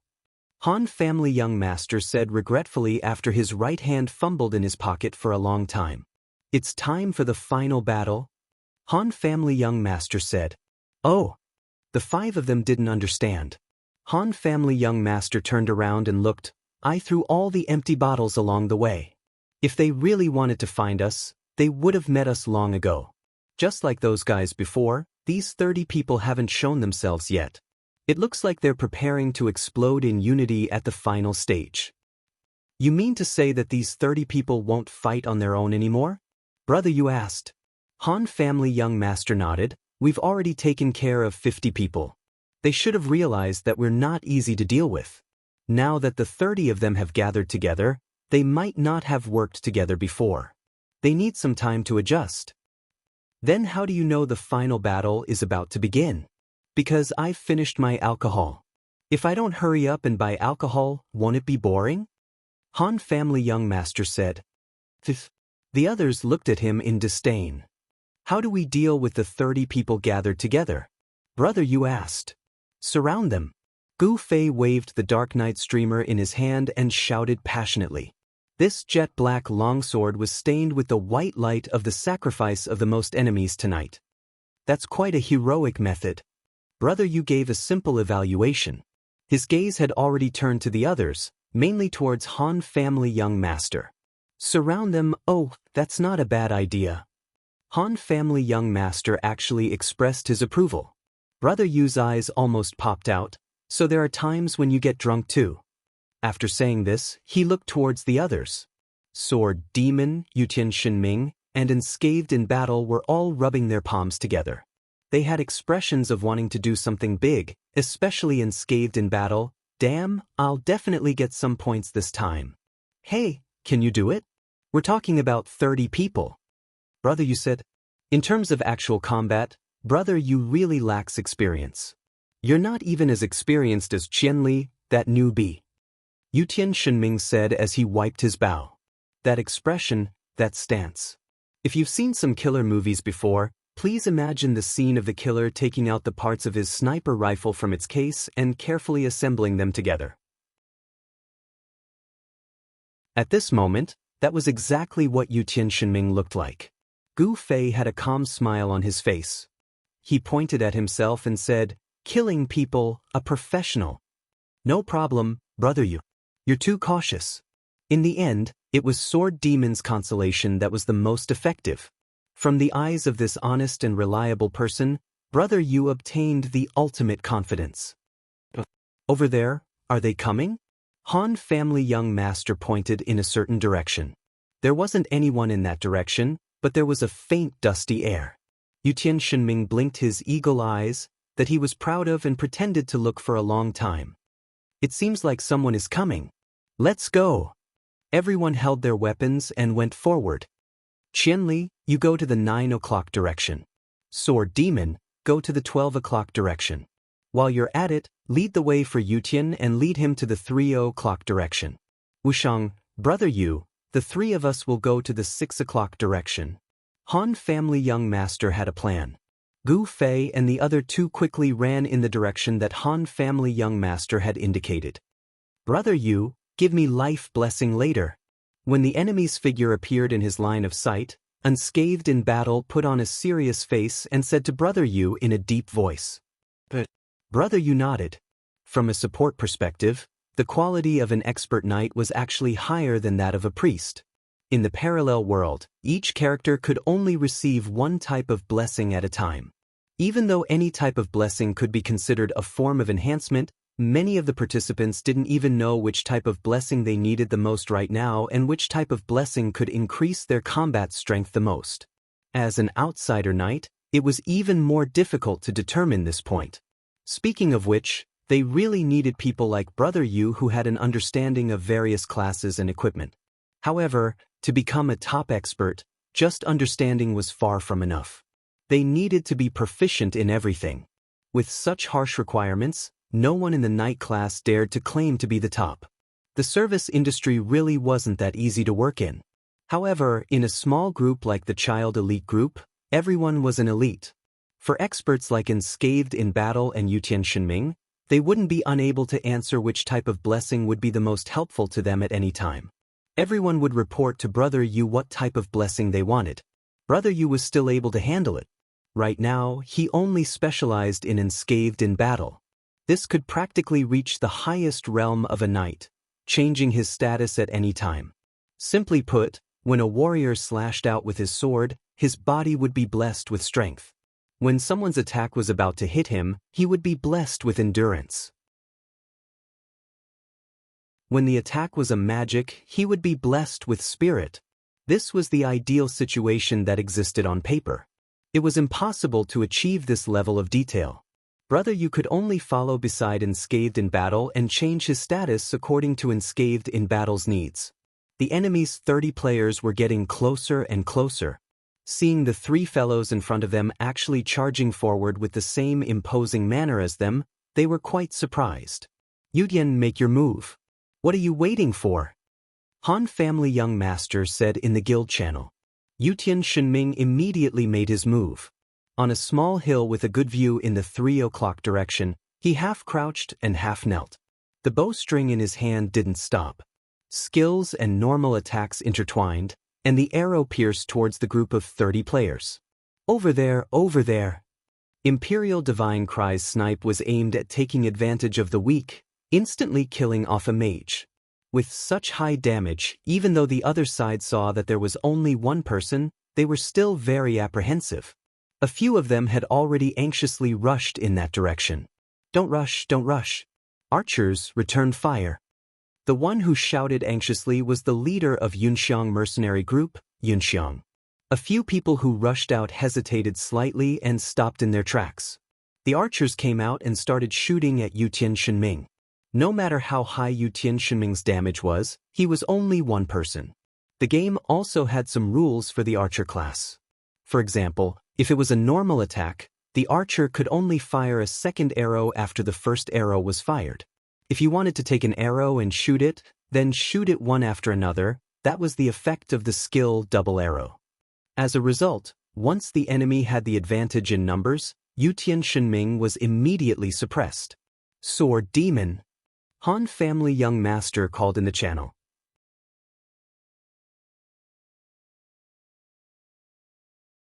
Chapter 215. Okay. Sword Demon responded.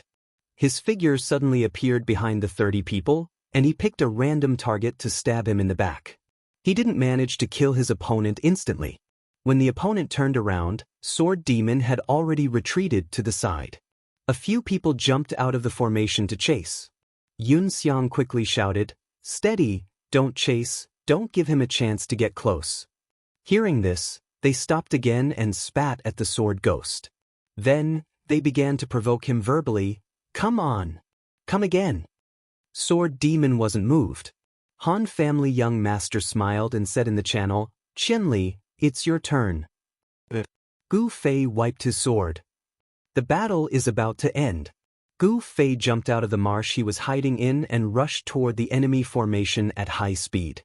The enemy archers had all been sent to shoot at Yutian Shenming. No one could stop Gu Fei's charge. The four jumped out of the formation to meet him.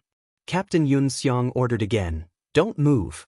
Wait for him to get close and surround him." "Surround my ass.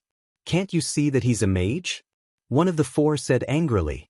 Yun Xiang froze and rubbed her eyes. "Damn, how can a mage run so fast?" The four looked at their captain with the deepest disdain and rushed toward Gu Fei. "Don't. Mage, fight him," Yun Xiang said anxiously. Unfortunately, the four didn't listen to her. Was there a need to make such a fuss against a mage? This way, the mages on their side had to be cautious. They were afraid that they would blow up the four of them if they used AoE spells. If they wanted to use single-target spells, the four of them running in front of them would be a hindrance. If they weren't careful, they would hit them. But in the end he still made a move. Looking at the gap between the four of them, he threw a spell at Gu Fei. Some used Rapid Fireball, while others used the level 40 Water Mage skill, Ice Tornado. Teleportation, move. Just as Gu Fei was about to collide with the four people's spells, he completed his incantation and immediately passed through the four people as well as the chain fireballs and ice whirlwinds, flashing behind the four people. The people in the array saw it clearly, but the four people didn't know. He watched as Gu Fei, who was already in front of him, disappeared into thin air. Just as he was at a loss, his team members behind him shouted anxiously, "Behind you, behind you." Before the four of them could react, they subconsciously turned around to see who was shouting. What welcomed them was Gu Fei's sword slashing towards their faces. The sword's blade glowed with the light of two flaming flames as it slashed past their necks. Gu Fei had also learned to be treacherous. In fact, the spell chant only needed to be complete and clear. There was no requirement for the volume. When he was acting cool, he could sing loudly, but when it came to a surprise attack like this, he just had to mutter it softly. The effects of the spell were the same. Gu Fei became more and more unrestrained in the use of sword skills. He even used a ruthless move like Slit Throat. Gu Fei hadn't used this kind of ruthless move after he mastered it. Even if he had a rare opportunity to exchange blows with others, he wouldn't use this kind of move with a wooden sword. In the words of Gu Fei's father, comparing notes and comparing skills is a competition of martial arts, not life and death. But in the game, it was a competition of life and death. Adding on the fact that he was faking his death, it couldn't be any better. After using these forbidden skills, Gu Fei's martial arts moves became more varied, and his attack methods became richer. Naturally, he became more powerful. This kind of strength couldn't be seen by people like Sword Demon and the others who weren't familiar with martial arts. The three people who had their necks slit were killed on the spot. It wasn't that Gu Fei didn't want to kill the remaining one, but that the four of them were standing in a somewhat open position. Gu Fei's sword had already reached its limit by killing three of them. With a turn of his sword, Gu Fei directly ignored this person and rushed towards the other side. As early as when Gu Fei killed the three people with one sword, the crowd was already in an uproar. Who was this person? What just happened? Three people were instantly killed with just a raise of his hand? Was that a sword in his hand? A mage using a sword? What is this? Everyone's head was full of question marks. But Gu Fei had already rushed over, and the mages in the crowd hurriedly threw spells at Gu Fei. Gu Fei swung his sword as he ran. Sword light flashed, and the small fireballs that chased after him were all blown up by him. In the midst of the red flames, Gu Fei dodged powerful spells like chain fireballs and rushed over without slowing down at all. Use AoE spells? Yun Xiang shouted anxiously. What kind of AoE spells are you going to use? He's so fast, how can you hit him with AoE spells? The mages roared at Yun Xiang in dissatisfaction. Just as they were at a loss, Sword Demon's stealth cooldown ended, and he disappeared again in front of everyone's eyes. Ah! The few people in charge of monitoring Sword Demon panicked and hurriedly shouted, "Mages, come over quickly. The thief is in stealth." "I'm busy." The mages were busy attacking Gu Fei and didn't have the mind to care about them. Maybe. He didn't let us go just now, and now he's in stealth again. What should we do? A few people roared at Yun Xiang. As they spoke, a white light flashed in the archer lineup. Yutian Shenming only had the ability to kill instantly with snipe. Unfortunately, he could only shoot one arrow every 45 seconds, and this kind of powerful skill required a lot of time to cast. Under the suppressive situation of so many people shooting at each other, Imperial Heaven Divine Ming finally found an opportunity, and with a single arrow he instantly killed one person. The archers were immediately angry, and they vented their anger on Yun Xiang. "Quickly send someone to kill him. When are we going to stop shooting like this?" Yun Xiang also became at a loss. The group of people who were originally scattered had finally come together. In the end, Yutian Shenming's long-range snipe, Sword Demon's untraceable stealth, and the oppressive feeling of Gu Fei who was about to kill in the blink of an eye made the group feel very insecure. In a situation where they couldn't deal with the three people, they quickly found an outlet to vent on their own people. At first, they still blamed their leader Yun Xiang, but soon it spread widely. On one side, the mages ordered the archers to intercept Gu Fei. On the other side, the thief ordered the mages to carpet bomb Sword Demon, and on the other side, the archers ordered the thief to sneak attack Yutian Shenming in the distance. Everyone believed that their own judgment was the most correct and wisest, and no one was willing to listen to anyone else. In the chaotic dispute, the fiercest summoner, the thief, was fiercely stabbed by Sword Demon at close range. The archer who shouted the fiercest was shot in the head by Yutian Shenming, and Gu Fei had already rushed to the front, stabbing a group of mages who didn't know what to do when someone got close to them. The sword ghoul, who had stabbed him, quickly retreated. Imperial Divine Cry, who had shot an arrow into the enemy's head, stored up a sniper shot, and seized the opportunity to insta-kill another person. Gu Fei, who had rushed to the front, did not use any spells, but still managed to cut down a group of mages, causing them to cry out in pain. "Warriors! Warriors, come quickly, where the fuck are you all? Where are the mages? We won't be able to find the thief if he sneaks. Where's the thief? Did he go over?" Everyone was indifferent to just shouting their professions. Everyone felt that their mercenary group was really the worst group in the world, so everyone began to summon their friends. "Little Water, come and bomb that thief. Wild Boar, quick, come and stop this mage. Net, go, sneak over and kill that archer." The 30-man group that they had painstakingly put together fell apart in the blink of an eye. In the blink of an eye, they were back to the situation when the competition started, where they were all familiar with each other and formed a small team to fight separately. As a result, there was a dispute within the small team. One said that the mage was very fierce, so they should kill the mage first. Another said that the thief was very treacherous, so they should kill the thief first. And another said that the archer was very despicable, so they should kill the archer first. Each profession pointed at the opponent they were most worried about and asked their friends to kill first. In such a chaotic situation, how could there be any semblance of a battle? Even Sword Demon killed another person in a sneak attack. One must know that his current attack power was not at the level where Yutian Shenming and Gu Fei could kill instantly. "Can I go up now?" Unscathed in battle had been as still as a mountain.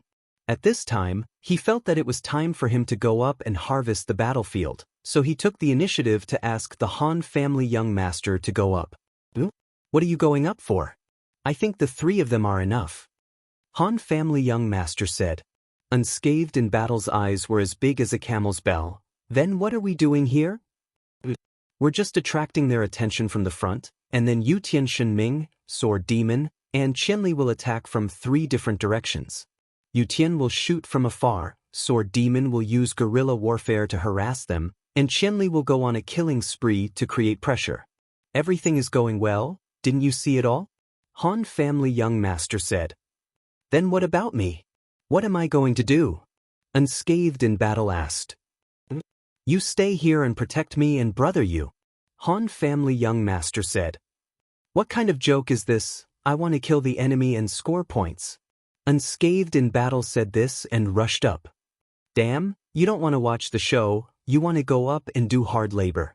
I really can't understand the intelligence of you Shingdo citizens. Han family young master muttered to himself, but he followed up with brother Yu. Unscathed in battle's participation in the battle only made things easier. He charged into the enemy formation, and then used whirlwind slash, breaking the enemy formation into pieces. Many people died under his sword, Unscathed in battle's points increased by quite a bit, making him extremely happy. Yun Xiang mercenary group was at a complete loss.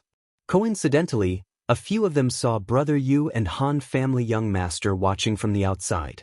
A knight and a priest, they were undoubtedly easy to bully. The few of them worked together in unison, suddenly leaving the main battlefield and heading towards the two. There's no other way, you'll have to go.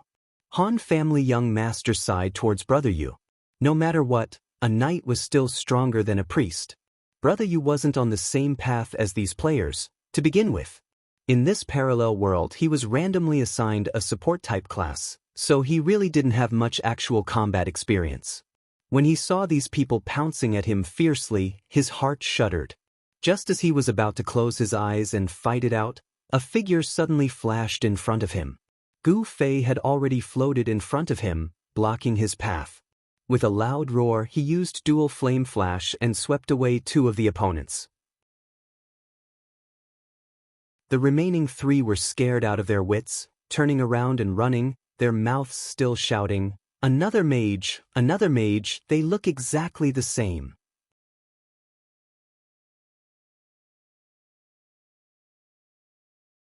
Chapter 216.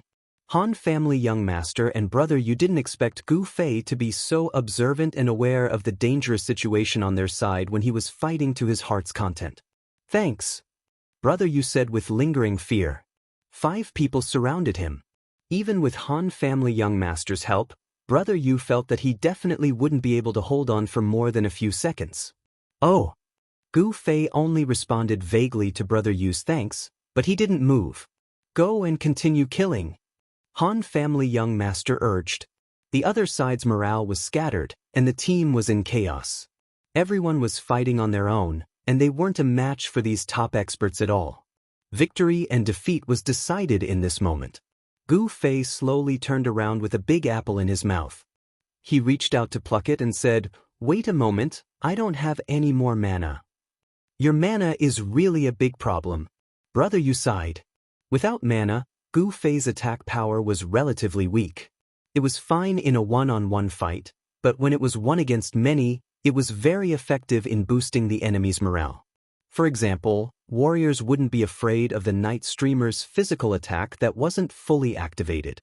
In the middle of the field, Unscathed in battle had accumulated enough rage, and the whirlwind slash he released lasted for a long time. The area around him was instantly cleared out. Brother Yu did a rough calculation. The other side only had 14 people left. More than half of them were dead or injured, and most of these 14 people were injured. Sword Demon, Yutian Shinming, and Unscathed in battle attacked together. Their conscious coordination was an area that Gu Fei wasn't good at. For example, if Yutian Shinming failed to kill an enemy with an arrow, Sword Demon would pounce over to finish it off. If Unscathed in battle failed to kill an enemy with whirlwind slash, Yutian Shinming would also prioritize killing them. The three of them quickly harvested the battlefield, and Gu Fei's heart burned with anxiety as he watched. This way, by the time the effects of the apple were over, the world would most likely be peaceful. Slow down, kill slowly. Leave a few for me, Gu Fei shouted anxiously. Hearing this, the three of them moved even faster. They had always been praying that Gu Fei would not be so ruthless and leave some survivors for them. Now that the roles had been reversed, how could the three of them not perform well? Yun Xiang's people were depressed. Although they still had the advantage in numbers, they had already become the target of the other side's blatant points grabbing. Where did this group of people come from? Why were they so ferocious? Everyone had this question in their hearts. Unscathed in battle, Yu Tianxinming, and the others who had just changed their equipment were much stronger than these normal players. In their eyes, they were all top-notch NPCs. As for Gu Fei's strength, it was already beyond their comprehension. Thinking too much about it made their heads hurt. However, the most depressing one was still Sword Demon. Sword Demon did not get that bucket of gold. His equipment was not as good as Unscathed in battle and Yu Tianxinming, but he fully utilized his speed advantage. He stabbed once and ran, and another person stabbed a second time. He did not fight head-on with anyone, causing a bunch of people to be unable to do anything to him. Gu Fei chewed on the apple quickly while watching the situation on the battlefield nervously. He cared more about their life and death than Yun Xiang's people. Seeing that he would not have a chance to perform if this dragged on, he did not care that his mana had only recovered half. He threw the apple and shouted, "I'm coming!" Then he teleported into the formation. "The mage is here!" Yun Xiang's people exclaimed. Instantly, there was a large empty space around Gu Fei. It was even cleaner than Unscathed in battle's whirlwind slash. Gu Fei's eyes were filled with sadness as he picked a target and chased after it. With his speed, chasing after a person was naturally not a problem. After using dual flame flash to get rid of this person, he looked back. Using the opportunity just now, Yun Xiang's people had all maintained a distance of more than 5 meters from him. No one came up to challenge him. Gu Fei could only take the initiative to attack. When those people saw Gu Fei charging over, they all retreated, ignoring Unscathed in battle and Sword Demon who were fighting. "What are you doing?" Unscathed in battle said to Gu Fei in dissatisfaction. At this time, the enemy had the intention to retreat. However, chasing wasn't Unscathed in battle's strong suit. It was obvious that what he could get from here would be extremely limited. Chase. Gu Fei ignored him and chased with Sword Demon, one on the left and one on the right. "I knew it." Unscathed in battle gloomily clattered behind. The slower enemies in front had already been taken care of by Gu Fei and Sword Demon. As expected, he couldn't get a single one.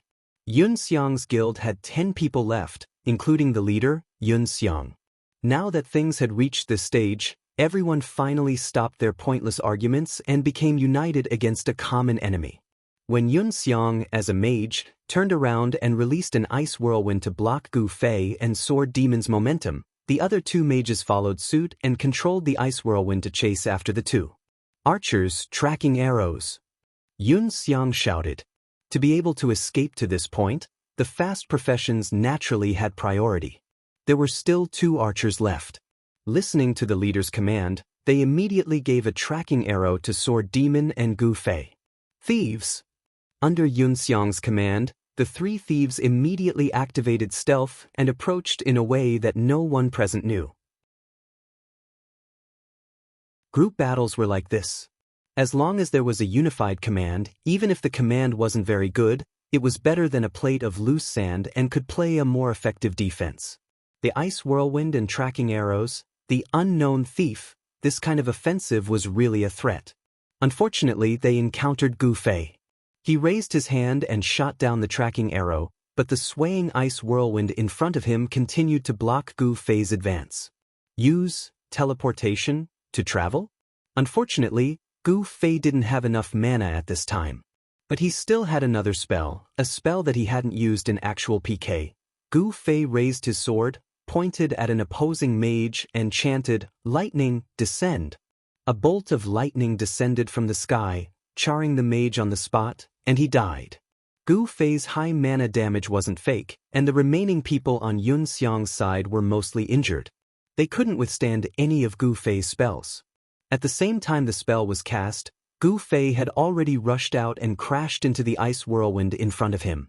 After a mage died, the spells he chanted would immediately lose their power. Gu Fei knew this rule. Sure enough, when the mage turned into a white light, the ice whirlwind also instantly turned into a gust of wind. Gu Fei passed through this gap and instantly arrived in front of the few of them. Unfortunately, Gu Fei didn't have any mana at this time, but the normal attack of the Night Stream sword quickly interrupted the other two mages' control of the ice whirlwind. Sword Demon, who was entangled by it, immediately got rid of it and quickly rushed over. As for the tracking arrow that attacked him, Sword Demon didn't care at all.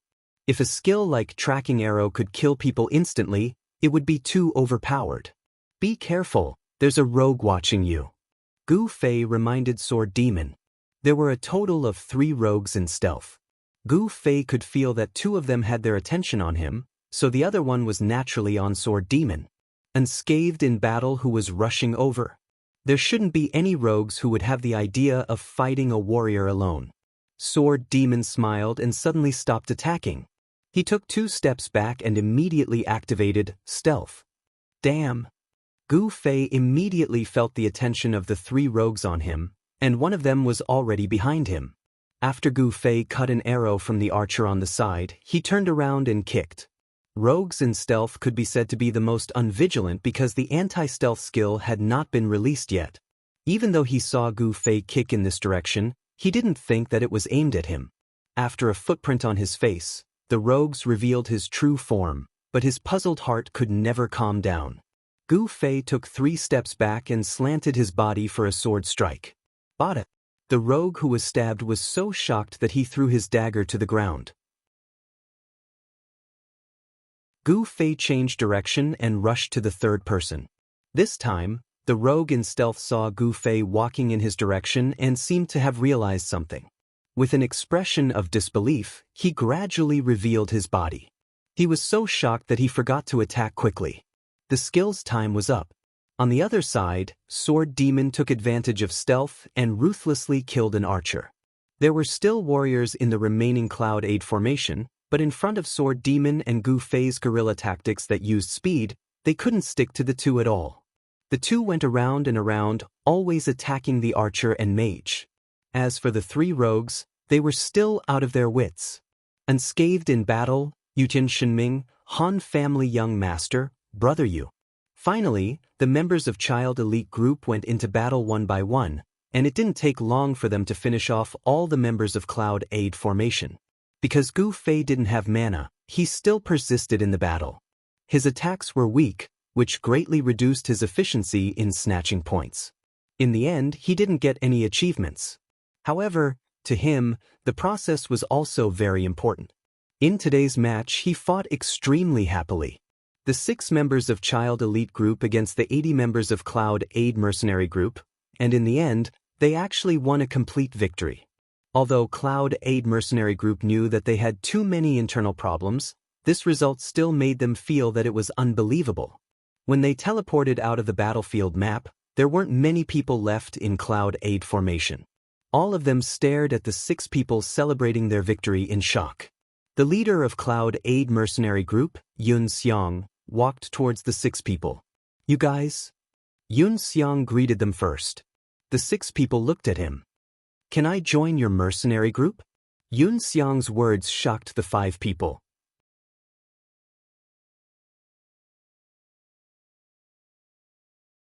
Chapter 217. The one with no reaction was Gu Fei because he didn't know the price involved. To establish a mercenary group, one had to pay a hefty fee to the system and then rise to level 4 like Yun Xiang Mercenary Group. Seeing that there weren't many level 5 mercenary groups in Cloud City, it was obvious that this wasn't an easy task. Even if a normal person wasn't happy with their own mercenary group, they could remove the members and choose a new one. But this person actually wanted to give up his mercenary group and join Child Elite Group. Yun Xiang said as he used his actions to show his determination. Yun Xiang's members behind him exclaimed, "The leader has quit." The leader of a mercenary group had the right to disband the mercenary group. Yun Xiang wasn't that unkind, he just quit. After the leader quit, the vice leader would automatically take over the position of leader. Yun Xiang's people exclaimed this fact and Gu Fei and the others heard it. They all turned to look at Han Family Young Master. Who is our vice leader? 6 people, why would we need a vice leader? Han Family Young Master waved his hand. Yun Xiang could see that Han Family Young Master was the leader of their mercenary group. Half of her sincere gaze was on him. Cough, If you treat me to a few drinks, I'll consider it. Han family young master said. Too corrupt. Unscathed in battle expressed anger towards Han family young master's open bribery. The main reason was that Unscathed in battle wasn't interested in treating him to drinks. Why don't we let him pay the group fee? Unscathed in battle suggested. Group fee? That's right, the members have to pay. Han family young master said, the 5 of you are members. I've made a rule that members have to pay 10 gold coins to the leader every day. Too despicable. A few people exclaimed. Even the Yun Xiang mercenary group members agreed. I don't think you should trust this kind of person. Gu Fei said to Yun Xiang. He could tell that Yun Xiang was eager to try when Han family young master suggested treating him to drinks. I strongly agree. Unscathed in battle nodded seriously. Support. Yutian Shenming said concisely. Yun Xiang was at a loss. The people in front of her were mocking and ridiculing each other. This atmosphere was very similar to her Yun Xiang mercenary troop. They were just a small mercenary troop of 6 people. When Yun Xiang mercenary troop had 6 people, the atmosphere was much more harmonious. Yun Xiang watched as the 6 people walked further and further away amidst their quarrels. Let's observe a bit more before deciding. Yun Xiang made a plan in her heart and did not rush to chase after him. She turned back to look at her former companions who were still standing beside the teleportation array. Ugh, perhaps he had never treated me as a partner. Yun Xiang smiled bitterly. She did not say goodbye to those people and left silently. Actually, we do need a mage. Brother Yu suddenly said after walking for a distance. Gu Fei did not say anything. He knew that he was not a qualified mage. Although his spells were very powerful, he would have to eat fruit after using 3 to 5 spells. This shortcoming was too big of an impact. That mage's skills are quite average. Yutian Shenming said. His equipment is also quite average. Brother, you had to admit. His commanding skills are all right, but he's still too far from me. More importantly, he's not as handsome as me. Han family young master said. The few of them completely ignored his words. In summary, he doesn't fit the principles of us elites. Han family young master said in the end. We don't have that many elites. Elites also need to be trained. Sword Demon said lightly. Let's wait and see. It's not like we're lacking people right now. Han family young master said lazily. It was obvious that he was not very enthusiastic about adding new members. As for the others, they were just discussing the matter as it stood. From Han family young master's leadership style, everyone had no interest in developing the child elite group. They just treated it as an entertainment business. These veteran experts paid more attention to their personal reputation, and from the looks of it, their current development wasn't ideal. The halo of the strongest expert in the parallel world was occupied by the 5 roaches, and these fellows were squatting in the Prince elite group, pretending to be pigs to eat tigers. Needless to say, this was quite a unique experience. Today's battle was very satisfying. Everyone stopped talking about personal matters and started talking about the war. Unscathed in battle waved his arms. He really did not have many opportunities to get points from these people. But in this way, wouldn't your previous plans be in vain? Brother Yu was always worried.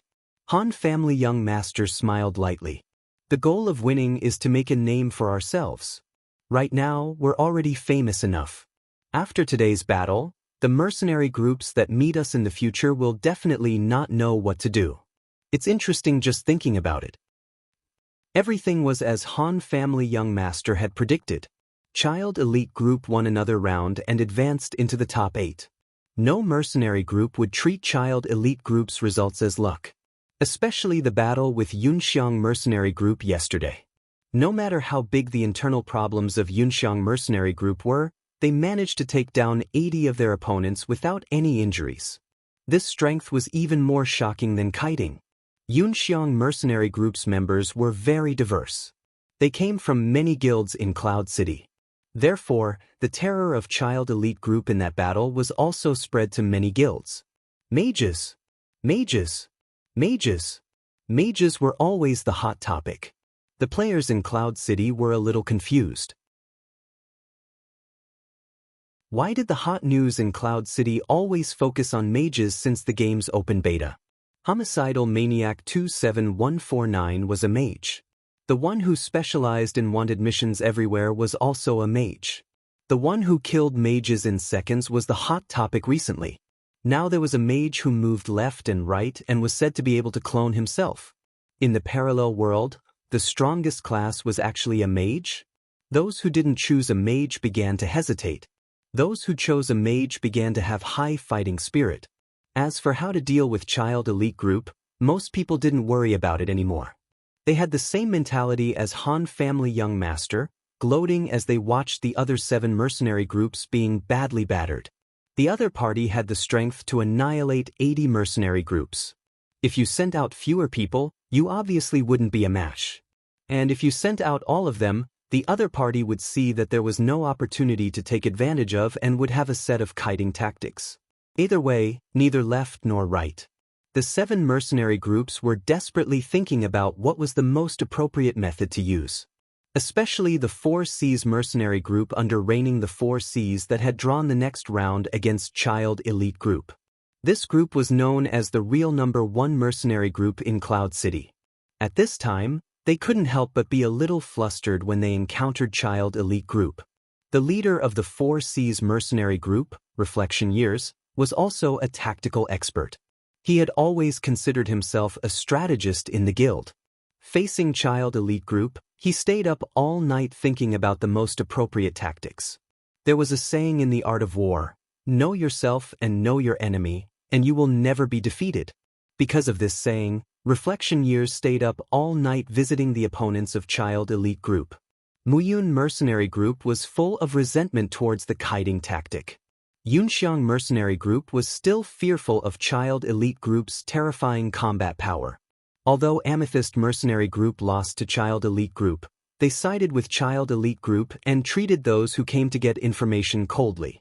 The other small mercenary groups couldn't even be considered as starting points for gathering information. In the end, when Reflection Years found Silver Moon Mercenary Group's leader, he received a lot of information that he didn't expect. Sword Demon, Brother Yu, Unscathed in Battle, Yutian Shenming. Just these 4 names made Reflection Years suck in a breath of cold air. Child Elite Group really lived up to its name. They were all elites. Yutian Shenming was a member of reigning the 4 Cs, and he was also an archer. Reflection Years had interacted with him before. He was a cocky kid with a bad personality. However, his in-game skills were really good, and his equipment was top-notch for an archer. Reflection Years didn't know that Yu Tianxinming's equipment had been upgraded from top-notch to top-notch yesterday. Unscathed in battle, this person had always been known as the number 1 warrior in the game.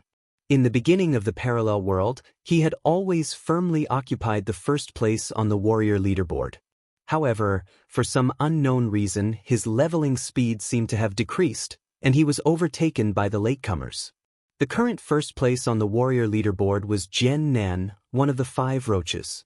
If Unscathed in Battle hadn't had some problems that caused his ranking to drop, he would at least be on the same level as the 5 roaches. Even now, he was still 3rd on the warrior leaderboard. Sword Demon, this name didn't need much introduction. If you didn't know, don't say that you played the game before. Apparently, this person came to the parallel world with his Against the Heavens guild, but for some unknown reason he was betrayed. From then on, he didn't show his face, and his name couldn't be found in any of the guilds. So he was holed up in this small mercenary group. Sword Demon was a name that attracted a lot of attention. At first, his ranking was also very high, but then it dropped rapidly. It was judged that he had died and lost a level. Even so, he was still number 8 on the Thief leaderboard. No, he was number 7 now. Looking at the ranking list in his hand, Reflection Years saw that Cloud Twilight, who was originally number 5 on the Thief leaderboard, suddenly disappeared from the leaderboard. He should have died and lost a level. From the looks of it, if Sword Demon hadn't lost a level, the 5 roaches would probably have changed again. Then there was Brother Yu. This person wasn't that scary. He was just a data maniac, and his in-game combat skills had always been criticized. However, it was said that this person had a wide network. From GMs to rookies, there wasn't anyone he didn't know. If you used this kind of thing to dominate, it would be an extremely important resource. In addition, there were two names, Han Family Young Master and Chenli Drunk. Reflection Years finally heaved a sigh of relief. Finally, there were two experts who weren't famous. In the end, according to Silver Moon's great strength, this 1,000 Miles Drunk was the original 27149, who was widely rumored to be able to instantly kill mages. He was the main source of firepower for Young Master's elite team. As for that Han Family Young Master, he was the leader of Child Elite Group. The mercenary group was named after him, and the other 5 were just his underlings. How scary was this person?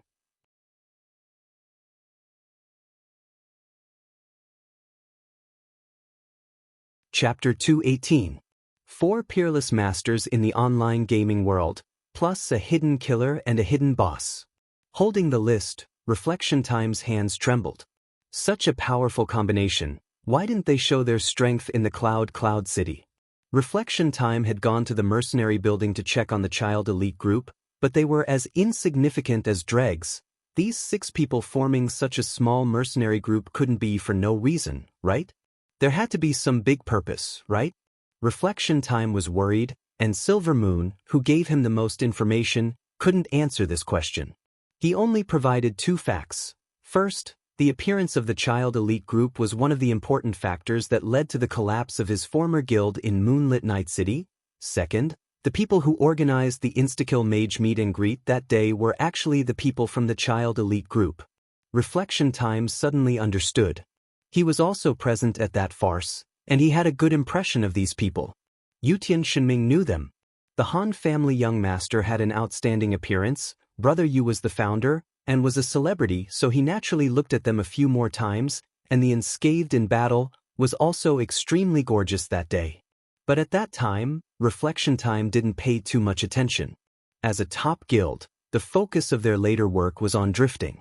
Reflection Time carefully recalled, hoping to find a breakthrough from that inadvertent contact that day. At this time, Silver Moon provided him with another important piece of information. The Instakill Mage, that is, Chenli Drunk, seemed to have a bad relationship with the other 5 people. The specific reason was unknown. Reflection Time pondered for a moment and felt that it wasn't difficult to understand. This group of top masters should all be proud and arrogant people. Thinking back to Yu Tianshanming's arrogant appearance, they must be very unhappy that such a strong person was suppressing them. It was probably out of jealousy that Chenli Drunk was ostracized in the mercenary group, so they weren't so harmonious. This might be a good breakthrough. Reflection Years thought to himself, but he didn't know that Silver Moon wasn't a good person at all. Other than knowing the name of the Child Elite Group, how could Silver Moon be familiar with them? At this time, he irresponsibly told his own wild guesses to the Reflection of the Years, which was simply misleading. Even if there was disharmony within the Child Elite Group, it would not be because Gu Fei was too strong. In fact, this kind of thing mainly depended on a person's personality. First of all, Gu Fei was a modest person and had helped these people a lot. For example, he had helped Sword Demon find Frostbite's memories many times, helped Yu Tianshanming get the wind-chasing boots without hesitation, and helped Unscathed in Battle get the girls from Reborn Amethyst, and so on. On the other side, Sword Demon didn't need to be said. He had long been convinced by Gu Fei, and Yu Tianshanming and Unscathed in Battle weren't petty people who would be jealous of others. As for the other 2, Brother Yu's game wasn't fun in this aspect, and he didn't have the mentality of competing with others to see who was stronger. In the eyes of the Han Family Young Master, Gu Fei was just a martial artist and couldn't compete with his wisdom. In the eyes of this narcissist, he was the most amazing person. No matter how strong Gu Fei was, he was just a speck of dust in his eyes. In such a big atmosphere, the inharmonious factors that Reflected Years imagined didn't exist at all. But he was also a person who was very proud of his intelligence. Once he deduced, he immediately felt that it was reasonable and wonderful. After that, Reflected Years did his best and wrote an emotional letter to persuade them to surrender. The first thing he did was to express his overflowing admiration for Gu Fei. This was because in reality, they had dealt with Gu Fei a long time ago. After the unlawing incident, he had led a team to chase after 27149. Although he had pitifully fallen into a trap in the end, Reflected Years said in the letter that he had been yearning for Gu Fei since then. Then, he used very vague words to ask about Gu Fei's situation in Child Elite Group. He didn't say it clearly because he wanted Gu Fei to think about it himself. Looking back, he really admired his own language skills. Then, Reflected Years talked about life, talked about ideals, and pointed out that only big guilds and big mercenary groups were the best place for Gu Fei to return to. Finally, Reflected Years expressed his ardent hopes for Gu Fei and made a lot of promises that even he himself felt moved after reading. After throwing his proud work into the mailbox, Reflected Years finally felt like a stone had been lifted from his heart. From his point of view, the matter was already half done. As long as Gu Fei saw his letter, he would definitely reply. When the time came, he would arrange a place to meet. He would understand his feelings and move him with reason, starting from this match, and make him leave Child Elite Group. Without this main killer, although the 5-man Child Elite Group still had many experts, it was clearly not a concern. He would also be able to pull in a top expert for the guild, killing 2 birds with 1 stone. For a mere 6-man mercenary group, Reflected Years could be said to have schemed and racked his brains. But his starting point from the beginning was wrong, so how could he achieve the effect he expected? Moreover, there were still things that were far beyond his expectations happening. Today, Gu Fei had a lot of fans. He didn't pay attention when he went online yesterday, but when he went online today, he received a notification that he had 241 letters. Dumbfounded, Gu Fei hurriedly ran to the mailbox at the city gate. The mailbox was filled with stacks of letters labeled, "Qianli gets drunk." Gu Fei pulled out a stack, and another stack appeared inside. He repeated this many times until he finished all 241 letters. What made him depressed was that if he put these letters in his pocket, each letter would take up an entire storage space. 241 letters wouldn't even be enough to fill up the rest. Helpless, Gu Fei could only carry this stack of nearly half a meter tall letters and carefully walk in the direction of Little Ray's bar. Oh my God! What's that? The passers-by on the road all looked over curiously. It's a letter! Gu Fei's forehead was full of sweat and he didn't have a hand to wipe it off, but he still answered for the crowd. "Big brother, you haven't opened the mailbox since the open beta, right?" someone exclaimed. "But there shouldn't be so many." Someone couldn't believe it. In the end, Gu Fei's answer made them collapse even more. Just these 2 days. The crowd was amazed again. He received so many letters in 2 days. How many friends did he have? Having so many friends was something to be envious of, no matter where you were. Under the crowd's complicated gaze, Gu Fei walked forward. In Little Ray's bar, Han family young master was drinking alone in a private room. Suddenly, Little Ray stretched out his hand and rolled up the curtain. Then, Gu Fei walked in carrying a stack of letters that was nearly half a meter tall. He had to tilt his head to one side to ensure a complete view. 241 letters. Gu Fei said as he threw the stack of letters on the table. In an instant, the entire table was covered. The response is so enthusiastic. Han family young master smiled. He had already guessed the origin of these letters. After Gu Fei was exposed, those guild leaders and group leaders who had designs on him couldn't contact him because Gu Fei didn't turn on the friend switch. Thus, they could only use the more primitive method of writing letters. The form and content of these letters were more or less the same. Gu Fei quickly read through 3 of them. A disappointed expression appeared on his face. Why are they all about this matter? Of course, Han family young master knew what he had seen. He sneered and said, "Then what did you think it would be? Is there no one who is unconvinced and wants to challenge me?" Gu Fei continued to flip through the letters. Han family young master was stunned. Could it be that this fellow had such evil intentions when he showed off his skills in the bar that day? Why did this fellow come up with an unexpected scheme again? At this time, Gu Fei had already opened the 5th letter. When he saw Han family young master in a daze, he chuckled and said, "If you have nothing to do, help me open them too." Han family young master indeed had nothing to do. Thus, he didn't refuse. After a sip of wine, he took a letter, tore it open, glanced at it, and threw it away.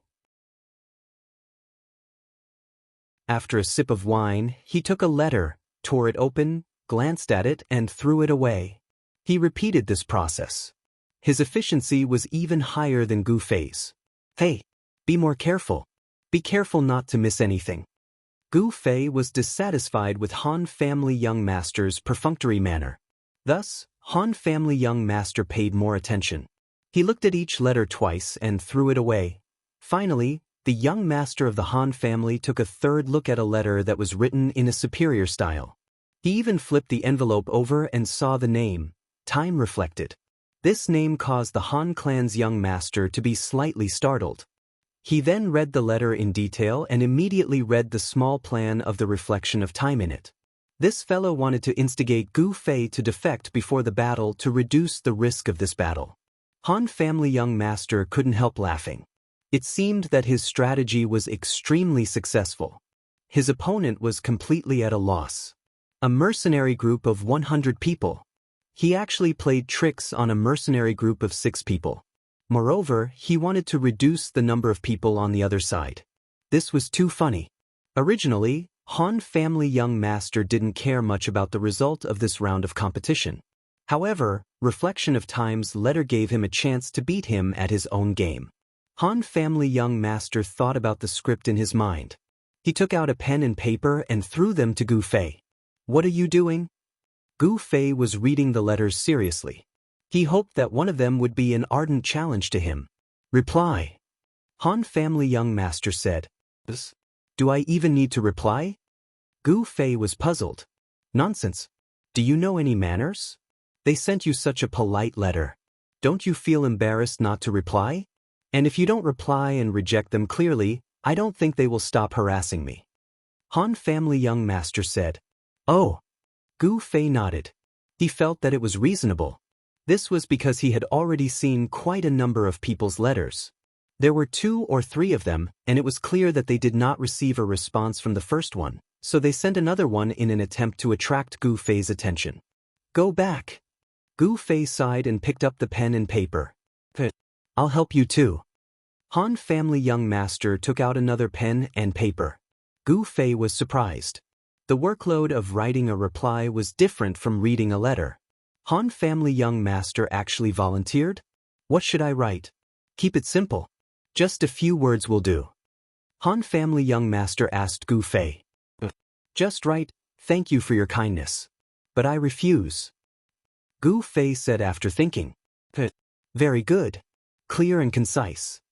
The young master of the Han family nodded and buried his head in writing. However, the content of what he wrote was very different from what Gu Fei had said. Gu Fei, who was busy on the other side, didn't notice it at all.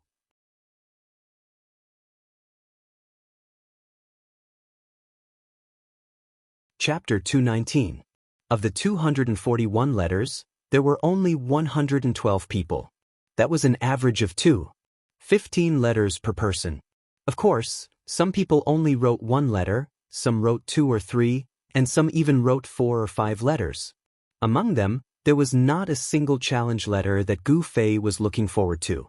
Because of the main city in the parallel world, the geographical division was obvious. Gu Fei's name was currently limited to Cloud City. If someone defeated Gu Fei and won the title of the world's #1, then there might be some challengers. At this time, Gu Fei replied to the letters and wondered if he should pick a sign of unbeatable in the world and travel around.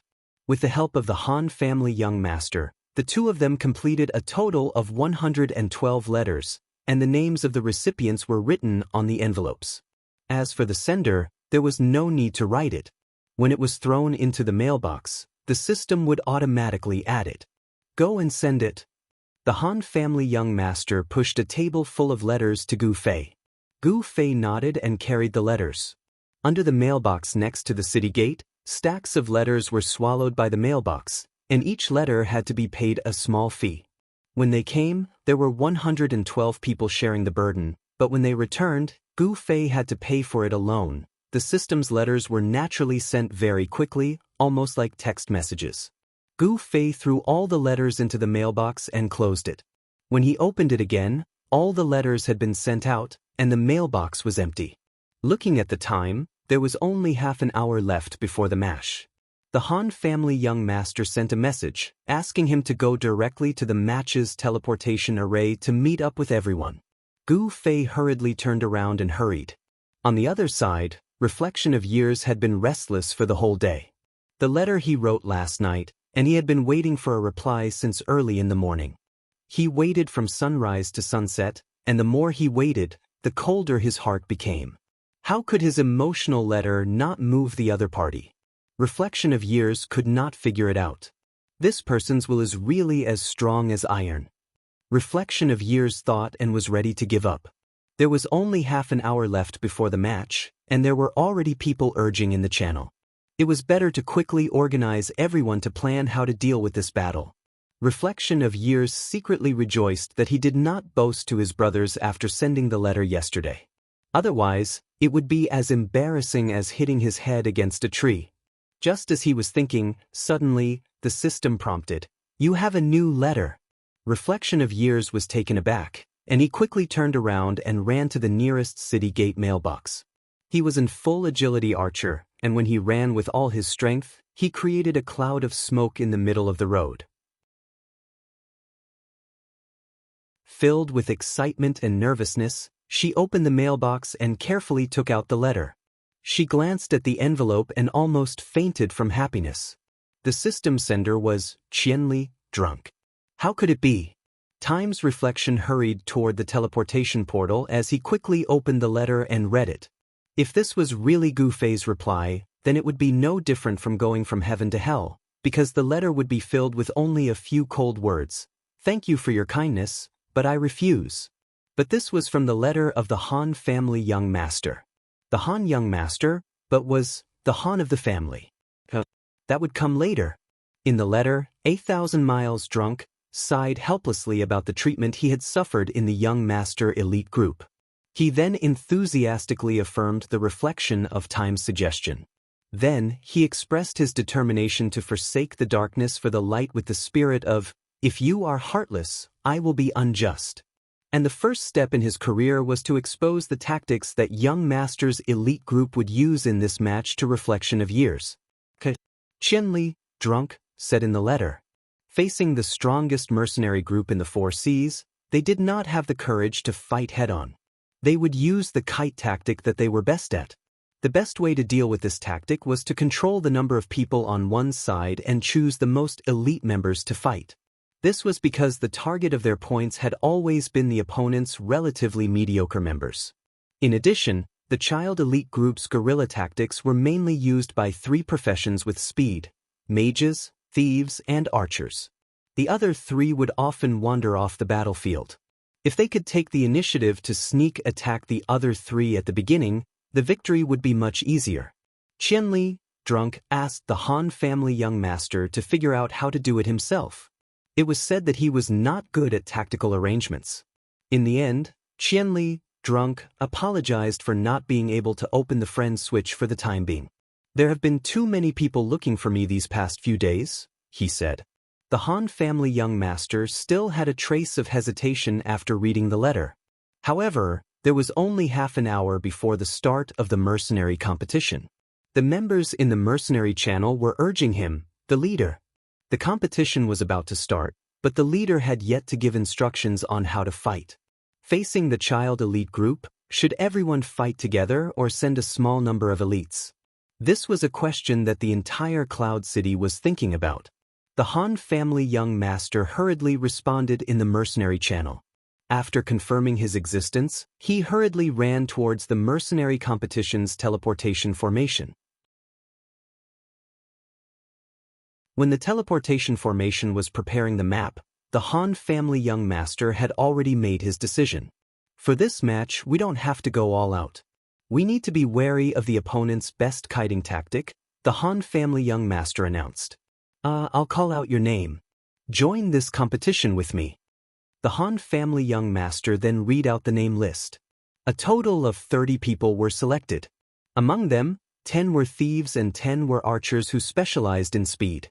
After that, a few other classes were selected.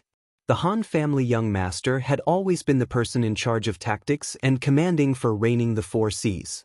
In this aspect, he was even more authoritative than the guild leader, Unsworn Sword. After this plan was proposed, no one had any objections. The players who were not called out left the prepared map one after another. According to the rules of reigning the four seas, these players would receive a portion of the monetary compensation. They did not feel anything. That's it. The Han family young master looked at the 30 people in front of him and made up his mind. On the other side, the 6 people from the child elite group had also entered the prepared map. As usual, Brother Yu began to count the number of people on the other side. There were 67 people at the start. Why are there fewer and fewer? Brother Yu was surprised. 30 people. In the end, the Four Seas mercenary group stopped at this number. Your strategy still affected them. They're really afraid of kiting. Brother Yu patted the Han family young master happily. Hee hee. The Han family young master laughed casually and did not say anything. How do we fight? Gu Fei rubbed his palms together, his fighting spirit high. If the Han family young master were to see him like this, he would definitely shed tears of regret. It's only 30 people. How about we just kill them? The Han family young master said cheerfully. Very much. This was Gu Fei's favorite plan. Thinking about it, in Reborn Amethyst, the days of fighting without restraint were also very comfortable. These 30 people are not something that Yun Xiang can compare to. They're definitely the elites of reigning the four seas. At the very least, they won't be as messy as Yun Xiang.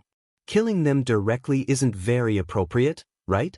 Brother Yu was always shocked by these people's tactics. It's just fun.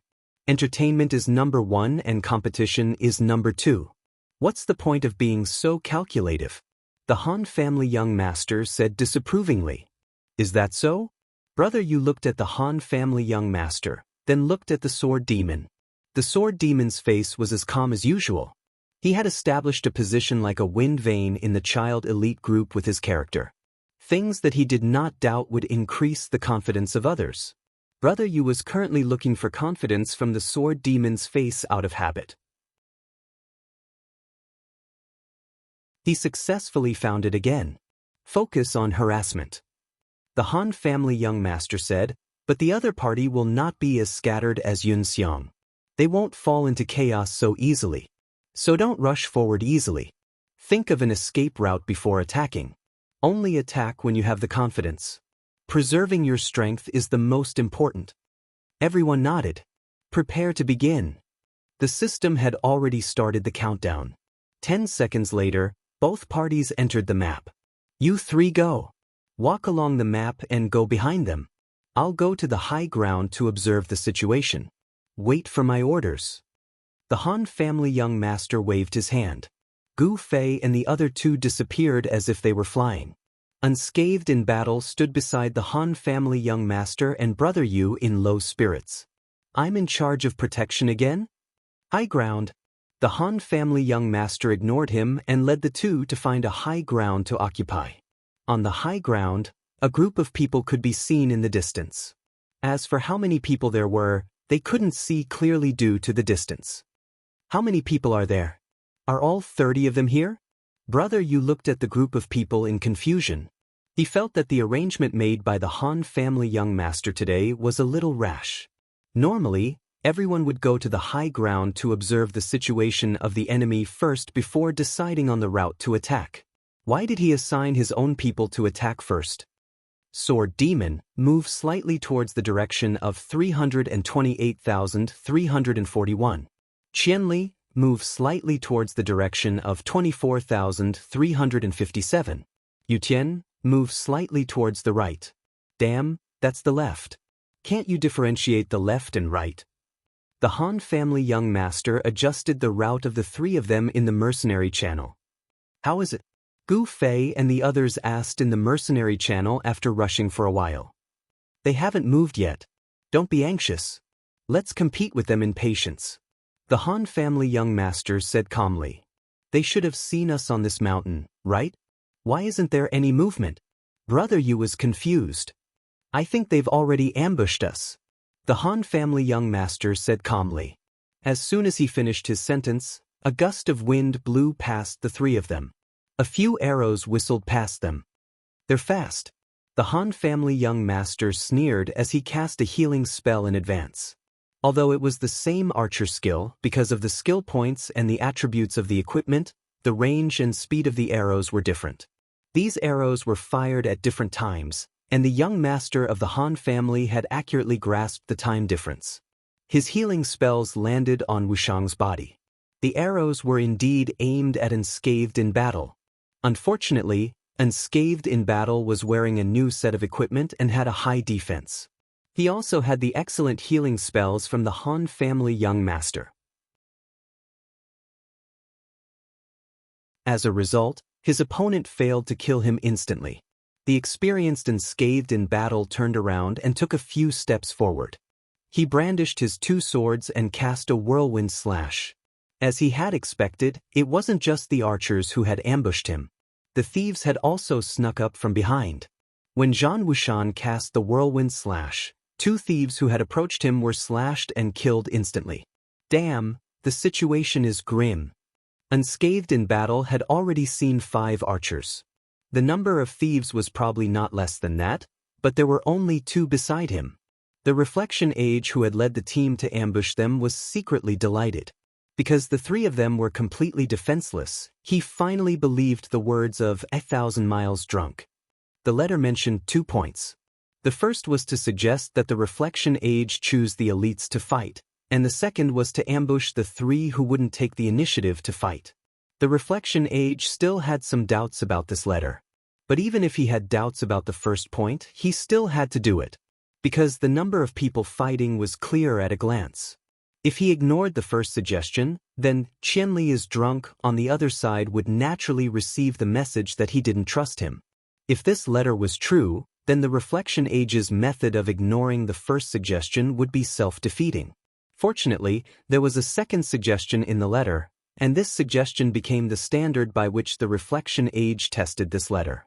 If this letter was false, then the other party would definitely set a trap here and lead them into an ambush. But at this time, the Reflection Age had successfully circled behind the 3 and successfully launched a sneak attack. These 3 people seemed to be unaware of it. But the cleric skills were really good. He actually judged in an instant that their attacks were concentrated on the warrior and instantly cast a recovery in the time difference between the attacks. This sneak attack actually didn't succeed. Unscathed in battle was indeed rich in experience. He immediately judged that the sneak attack would not be without thieves. He used Whirlwind Slash to kill the 2 thieves beside him. But even so, the advantage was completely in his hands. After Unscathed in battle killed the 2 thieves beside him, he turned around and found that Han family young master was actually surrounded by 3 thieves. And the archer's second round of attacks were all aimed at him. Han family young master didn't add points to constitution, so his HP wasn't high. Under such attacks, no matter how good the cleric skills were, it was useless. In an instant, he turned into a white light. Wushang let out a furious roar. He charged at one of the thieves with a charge. One of them was stunned and dealt with in a few hits. The other 2 had already fled far away. At this time, countless arrows were already aimed at him. Without the cleric's healing, even if Brother Yu added a bit of status, so what? In the end, Undying Battle was also exhausted to death by these speed-type classes. And Brother Yu, in the end, he was also killed without any suspense. At this point, the Reflection Age was completely relieved. A proud smile appeared on his face, and he finally sent an order in the mercenary channel that Han family young master had been waiting for a long time. It was an order that finally affected the outcome of this match. Ignore that wizard, I've already instigated him.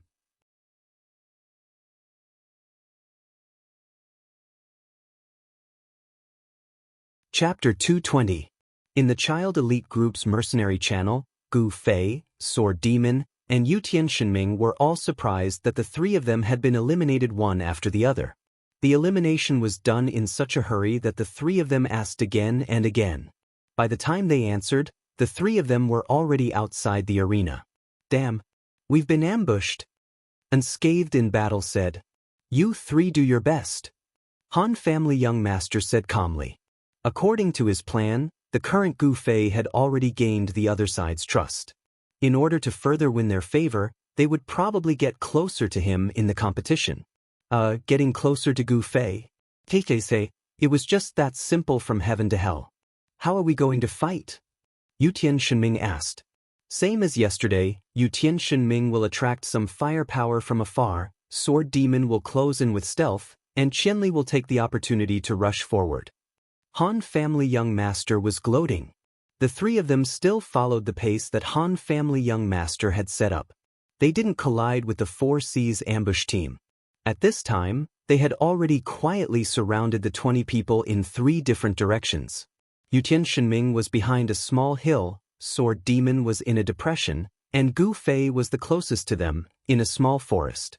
Should I attack? Yutian Shenming said to the other two. Attack! Sword Demon and Gu Fei replied in unison.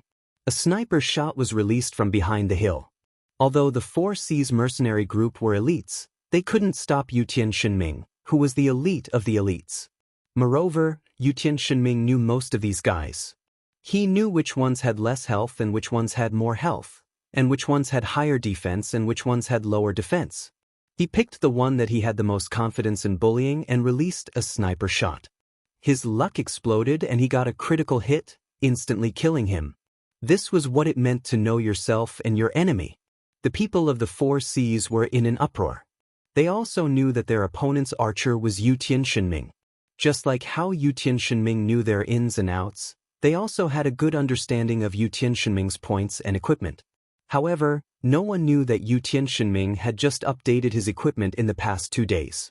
His arrow had killed a person in one shot, which shocked them to no end. What happened?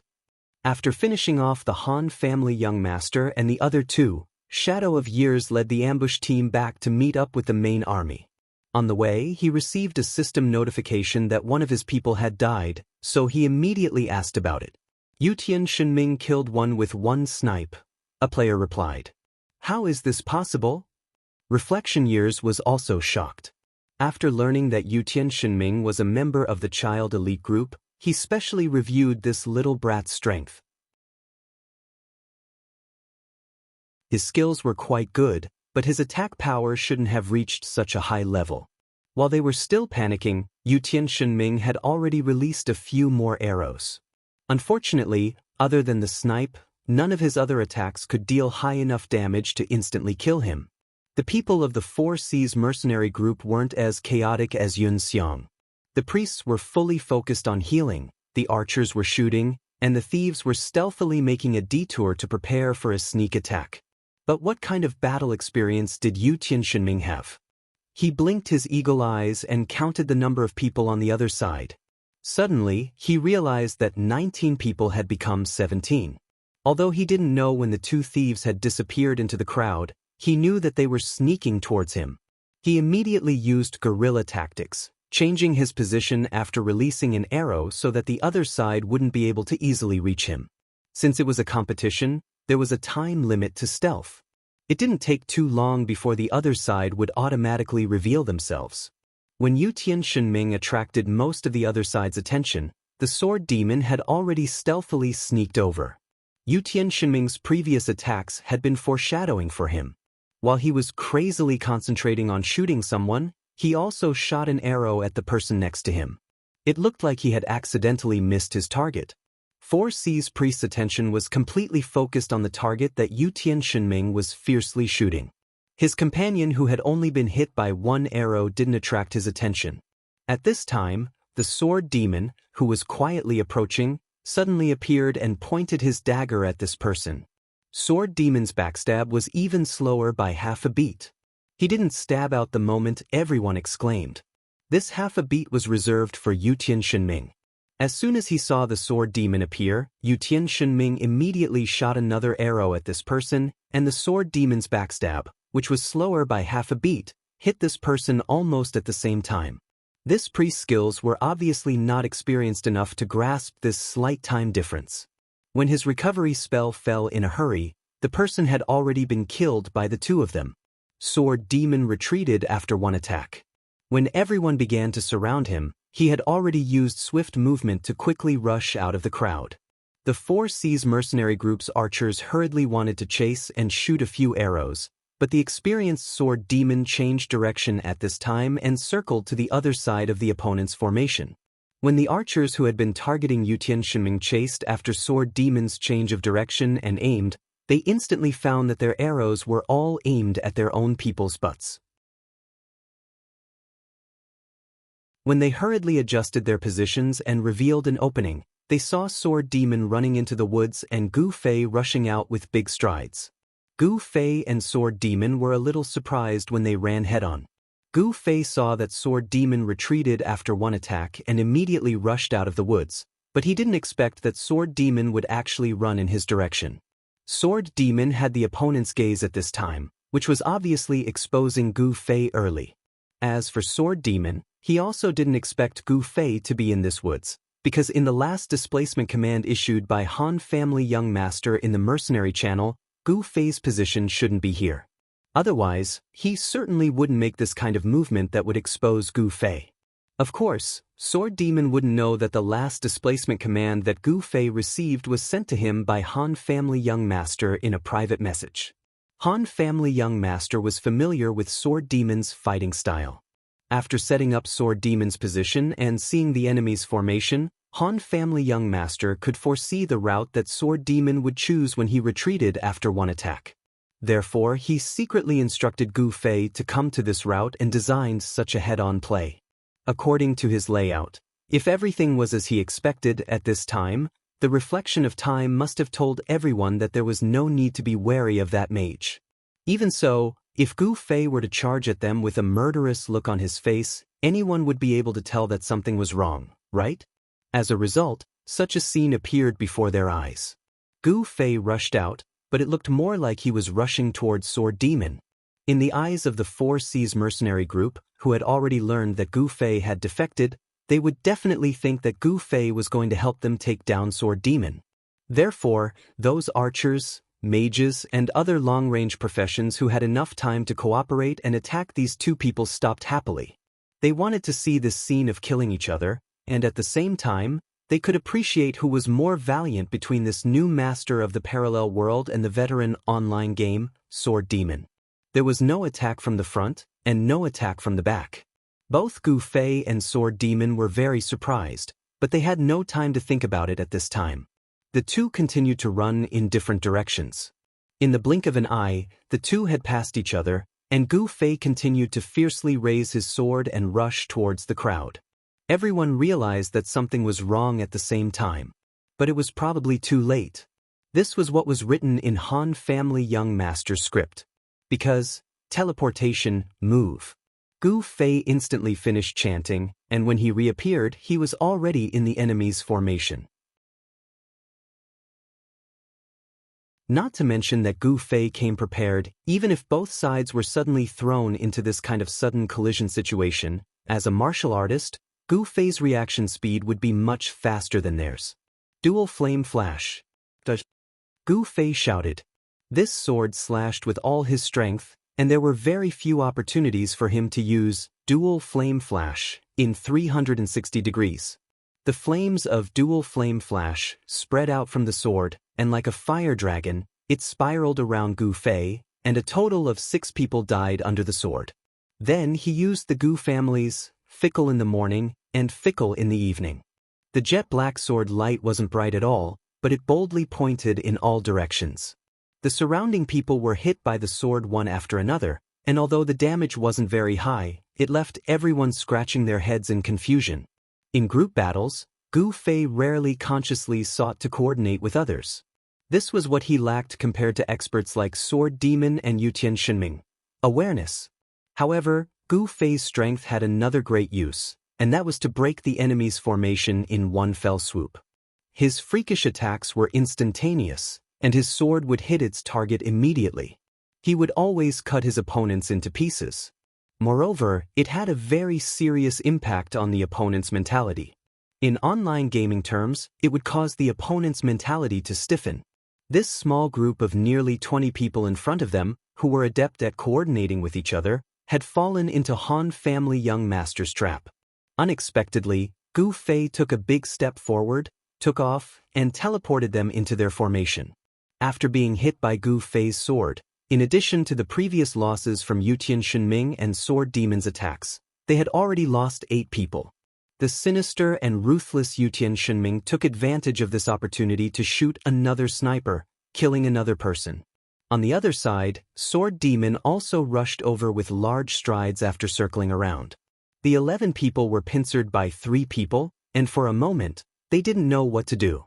Gu Fei slashed left and right in the formation, continuously shouting, "Dual flame flash, flash." Everyone discovered that as long as Gu Fei's sword arrived, not a single one of them could dodge. For a moment, they were scared out of their wits and didn't dare to go forward to parry. Normally, at this time, dual flame flash's cooldown hadn't passed yet, and the spell's chance had all failed. However, Gu Fei still had enchantments on him. Although the chances weren't high, under Gu Fei's high tempo, they would occasionally flash. These enchantments were very similar to dual flame flash, and for a moment, no one could tell them apart. They could only assume that Gu Fei's dual flame flash appeared frequently, and they couldn't dodge in time. The 3 experts seized this opportunity, seeking victory in the midst of the chaos. Not long after, only 2 thieves remained out of the 20 people. These 2 thieves were also extremely fast, and with swift movement, they dashed away. The 3 of them couldn't catch up. Yutian Shenming ran over from afar to meet up with the 2. This round of killing was very satisfying, but they faintly felt that it was a bit too simple. The 4C's mercenary group should have been a well-trained and well-coordinated group, so how could they be killed so easily? The 3 of them still didn't know that all of this was just a performance from Han family young master script.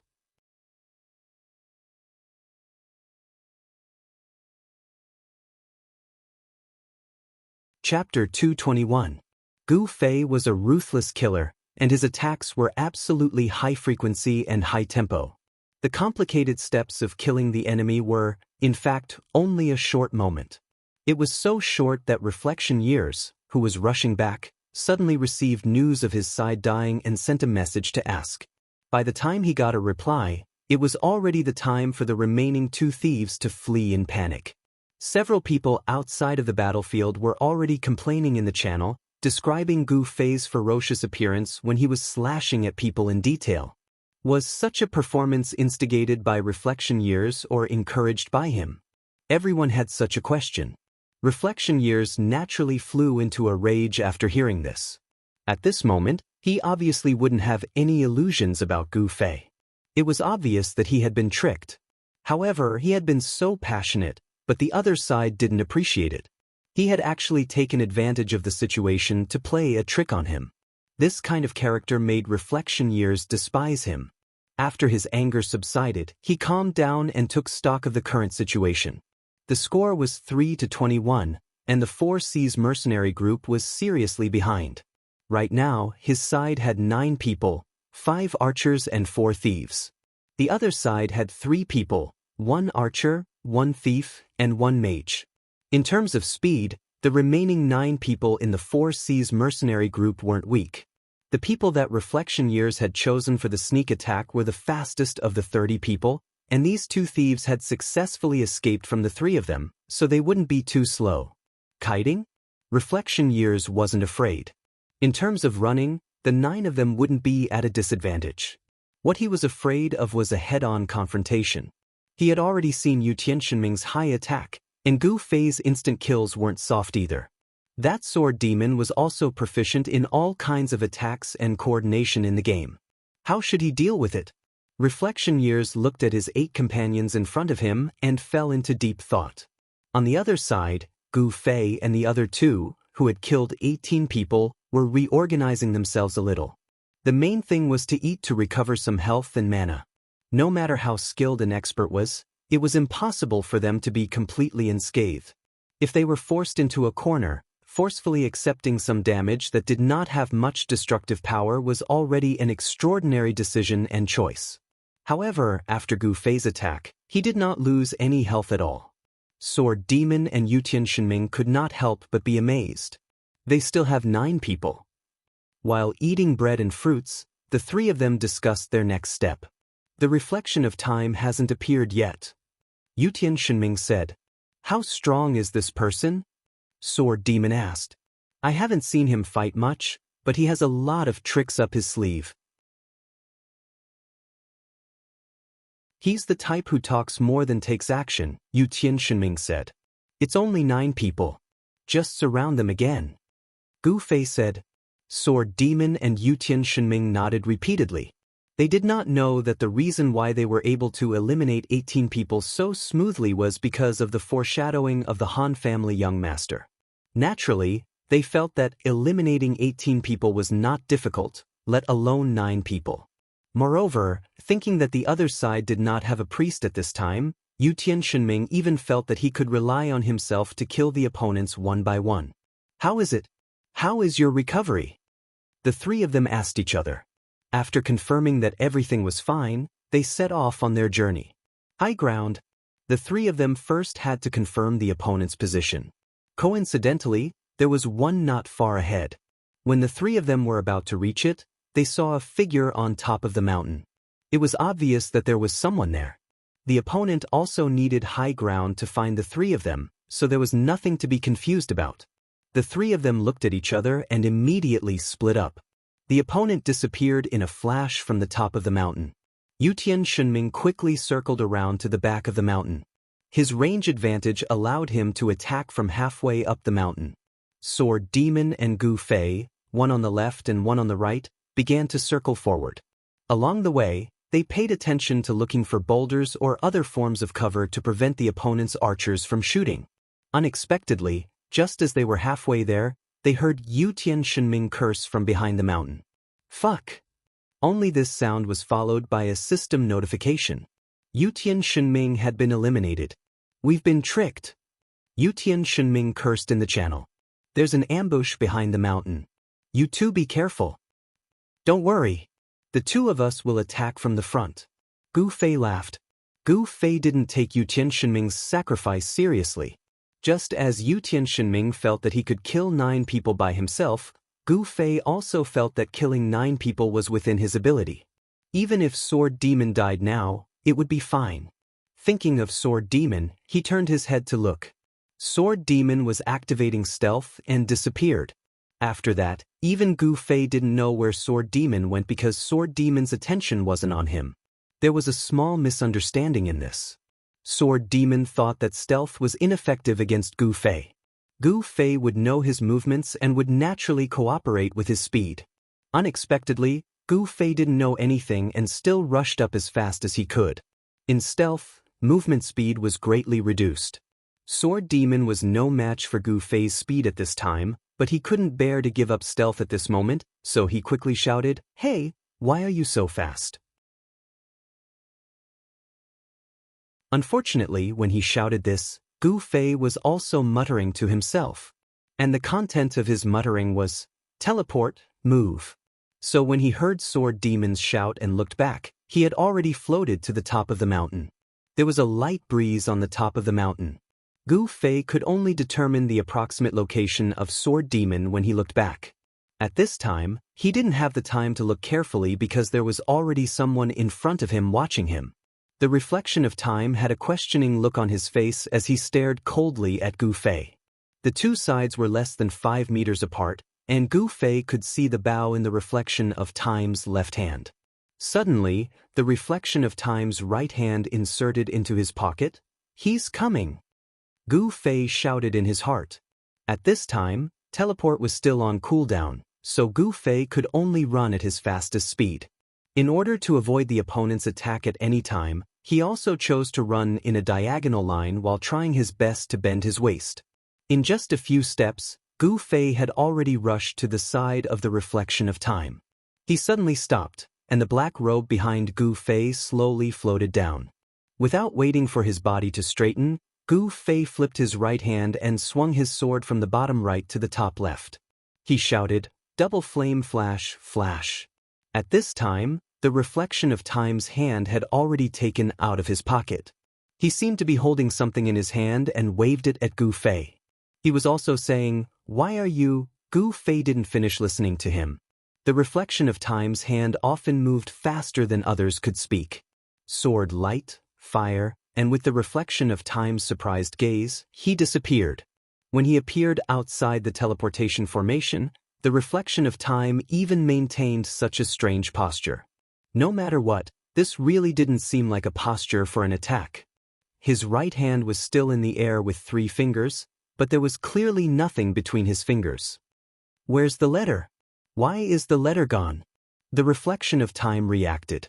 He rubbed his fingers, touched his pocket, and looked around, but still couldn't find the letter. This letter was evidence that exposed Gu Fei's bad character. The reflection of time had already planned this long ago. Let's not talk about the competition, but he definitely couldn't let the matter of Gu Fei go just like that. The reflection of time's actions were indeed not honorable, but the problem was that this kind of thing was done by almost all the guild leaders, so everyone quietly accepted it. But Gu Fei's behavior was different.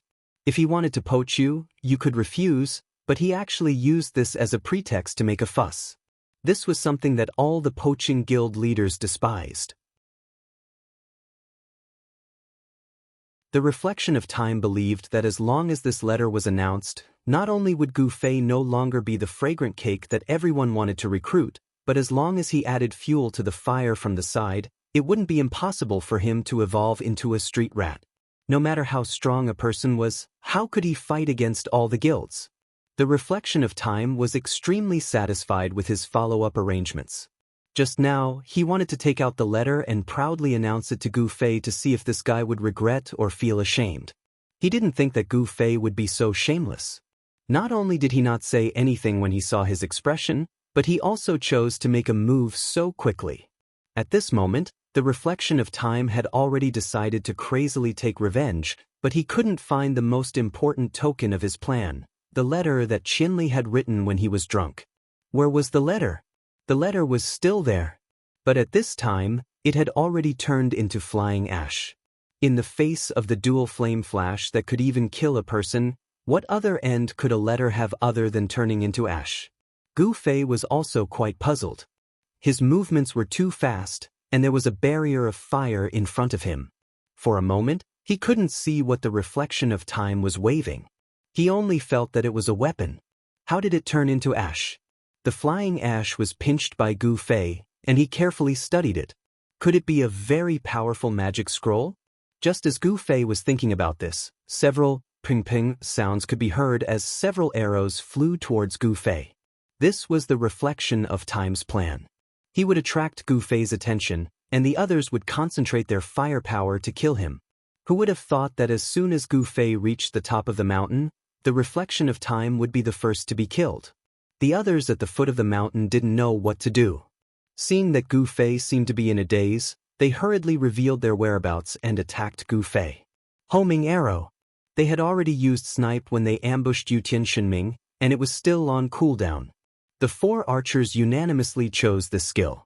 Unfortunately, this skill was too slow for Gu Fei. His outstretched wrist trembled slightly, and the 4 homing arrows that were shot at almost the same time lost their luster and fell to the ground. However, Gu Fei's sword did not stop. He abruptly turned around and quickly tapped with his sword. Whoosh, whoosh, whoosh, whoosh. With 4 soft sounds, 4 bandits appeared behind Gu Fei, bearing fangs and brandishing claws. At this time, the dual flame flash had been restored. Gu Fei looked at the opponent's position and followed up with a slash, killing 3 of them. The last thief had no will to fight anymore, and he turned around and retreated. Seeing that the opportunity was just right, Gu Fei quickly chased after him, but he wasn't in a hurry to launch any attacks. When the 4 archers at the foot of the mountain saw this, they wanted to cry but had no tears. This Gu Fei followed the thief down the mountain. They wanted to shoot, but their line of sight was blocked by the thief.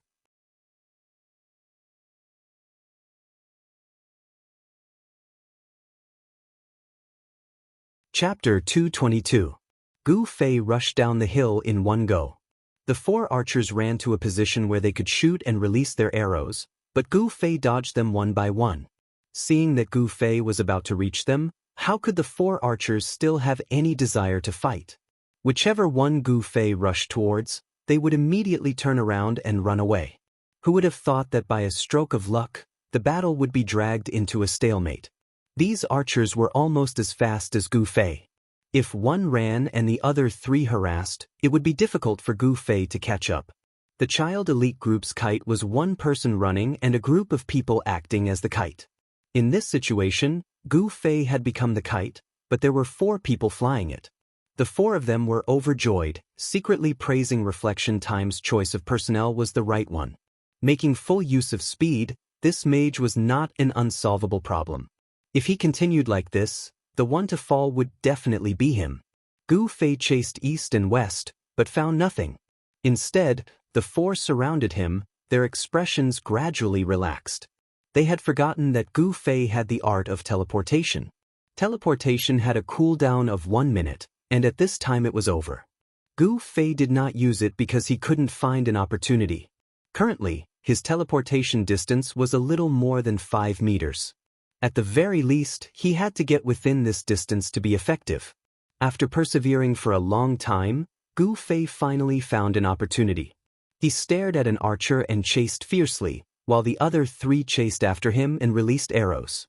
Unable to hit Gu Fei for a long time made them anxious. The closer the target, the easier it was to hit.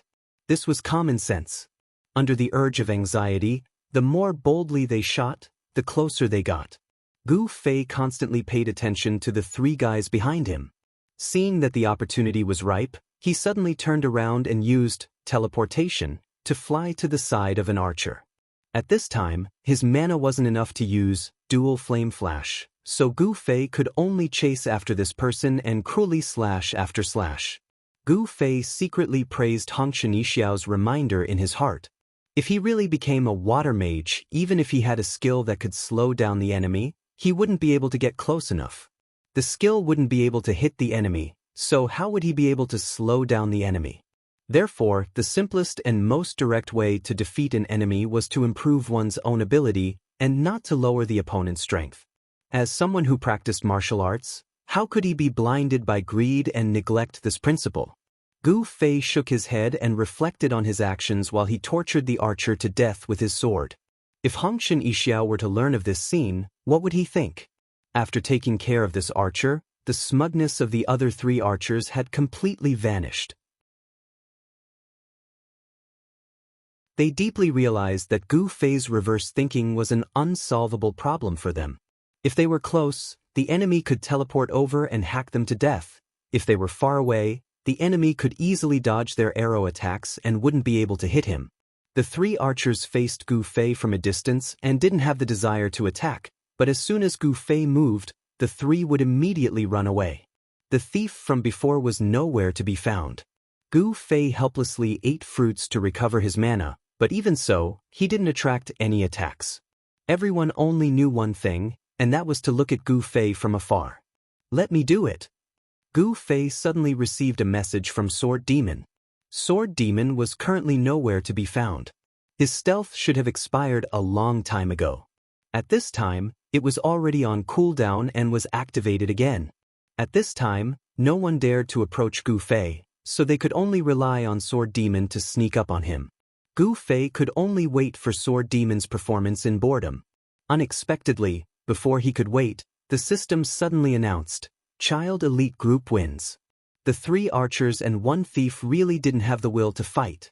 After a simple discussion with the people in the mercenary channel, they withdrew from the competition. Sword Demon, who was almost beside the 3, was very bored by this. After revealing himself, he spread his hands at Gu Fei. After the system quickly announced the results, Gu Fei and Sword Demon were teleported out of the map. Gu Fei immediately felt a very powerful aura directed at him.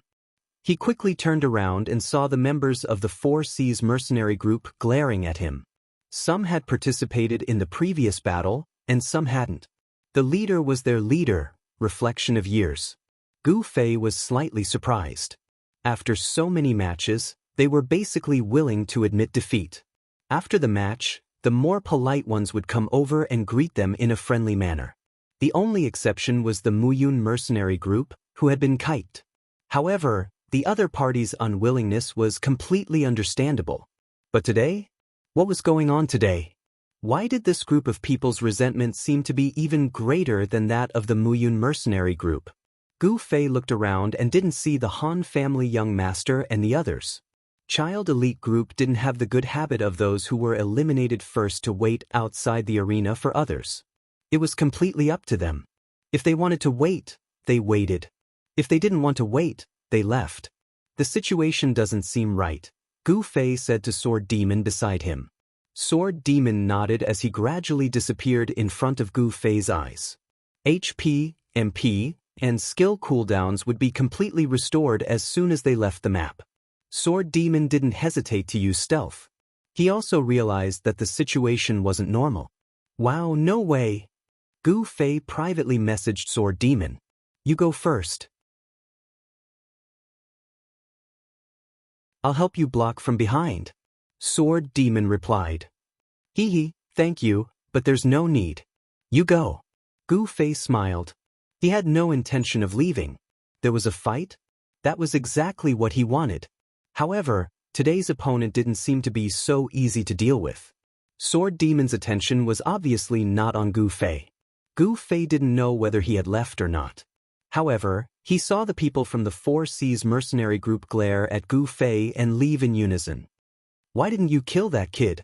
Someone angrily asked Reflection of Time. After Reflection of Time was cut out of the map and couldn't find the letter, he criticized Gu Fei's despicable behavior to the 99 people in the mercenary group. This matter attracted the attention of the other two core members of Unhindered, Sword Without Oath and Wind Star. Gu Fei's identity had been exposed. With his identity of 27,149, he still had some old grudges with Unhindered. Back then, Unsmiler's incident had greatly tarnished Unhindered's reputation. Even though Unhindered had continued to grow as the #1 guild in Cloud City, Unsworn Sword, Wind Star, and the other upper echelons of the guild had always felt that this incident had severely damaged Unhindered's image.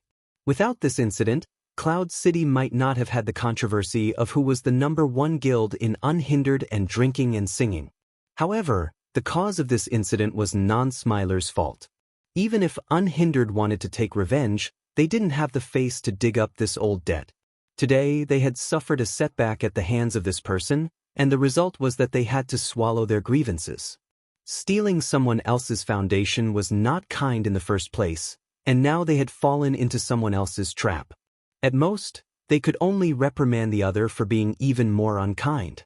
This matter might resonate with the guild leaders who liked to steal people's foundation, but at the same time, it was very untenable to use this topic as a reason for revenge in front of the public. Everyone would definitely make a joke out of it. Unhindered wanted to steal someone else's foundation, but in the end, they met someone even more unkind, who casually turned them against each other. This kind of talk made it seem like Gu Fei was the kind of dark hero who killed to stop killing, used evil to stop evil, and used shamelessness to destroy shamelessness. As a guild leader, he would always think of the big picture when he encountered a problem. He wouldn't act quickly. Reflection of Time actually hated Gu Fei the most, but he had to pretend to be deep in thought. He called out to everyone, "Let's retreat first, we'll talk about this later." What later? In the guild war, the three heads of Unhindered gathered together to discuss this topic. That guy is actually a member of the Reborn Amethyst. TSK. As the guild leader, Unsworn Sword's thoughts were a little off track from the start. Under the silent gaze of the other two, he quickly returned to the right track. What do you two think? Kill. Ambush, chase. PvP was the most direct way to solve problems in the game. Feng Xing's thoughts were just that simple. Reflection of Time, on the other hand, didn't feel satisfied just killing. After losing the letter as evidence, he began to consider whether Yutian Shenming, who was in their guild, could be of any use. He wanted to give Yutian Shenming a taste of his own medicine. However, there weren't any opportunities for him to take advantage of right now. It seemed like he had to keep this matter in mind and be prepared at all times. Reflection of time and Feng Xing, one hoped to outsmart the other, and the other suggested to use force. Both looked at Unsworn Sword, waiting for his decision. Unsworn Sword thought for a long time, and finally decided, let's do as Reflection says. Everyone in the child elite group is an expert, and I don't know what they're planning. Let's find an opportunity to take care of this gently, and while we're drunk, we can also deal a blow to these experts. Two birds with one stone. Reflection of time naturally agreed. Feng Xing clenched his fist, but didn't say a word in the end. Currently, the guild war was the least suspenseful. The three core members of Unhindered were on the sidelines, but they couldn't stop Unhindered's momentum. In less than half an hour, the other side had been wiped out. At this time, Gu Fei had nothing to do during the guild war, and the bounty quest didn't challenge him at all. It was rare for him to grind monsters in the wilderness. At this time, the system notified him that he had received a letter. Gu Fei didn't pay it any mind, and continued to immerse himself in the fun of grinding monsters. When he logged off and returned to the city, he passed by the city gate and picked up the letter. There were 3 words written on the letter. Challenge. Damn. Gu Fei's blood was instantly ignited. You're tuning in to the Passion Pages YouTube channel. We're so grateful for your support, and don't forget to subscribe to join us on this incredible journey through captivating stories. Your generosity through donations truly makes a world of difference, as it's the primary source of revenue that allows me to expand and enhance this channel for you. Thank you from the bottom of my heart for being a part of this adventure.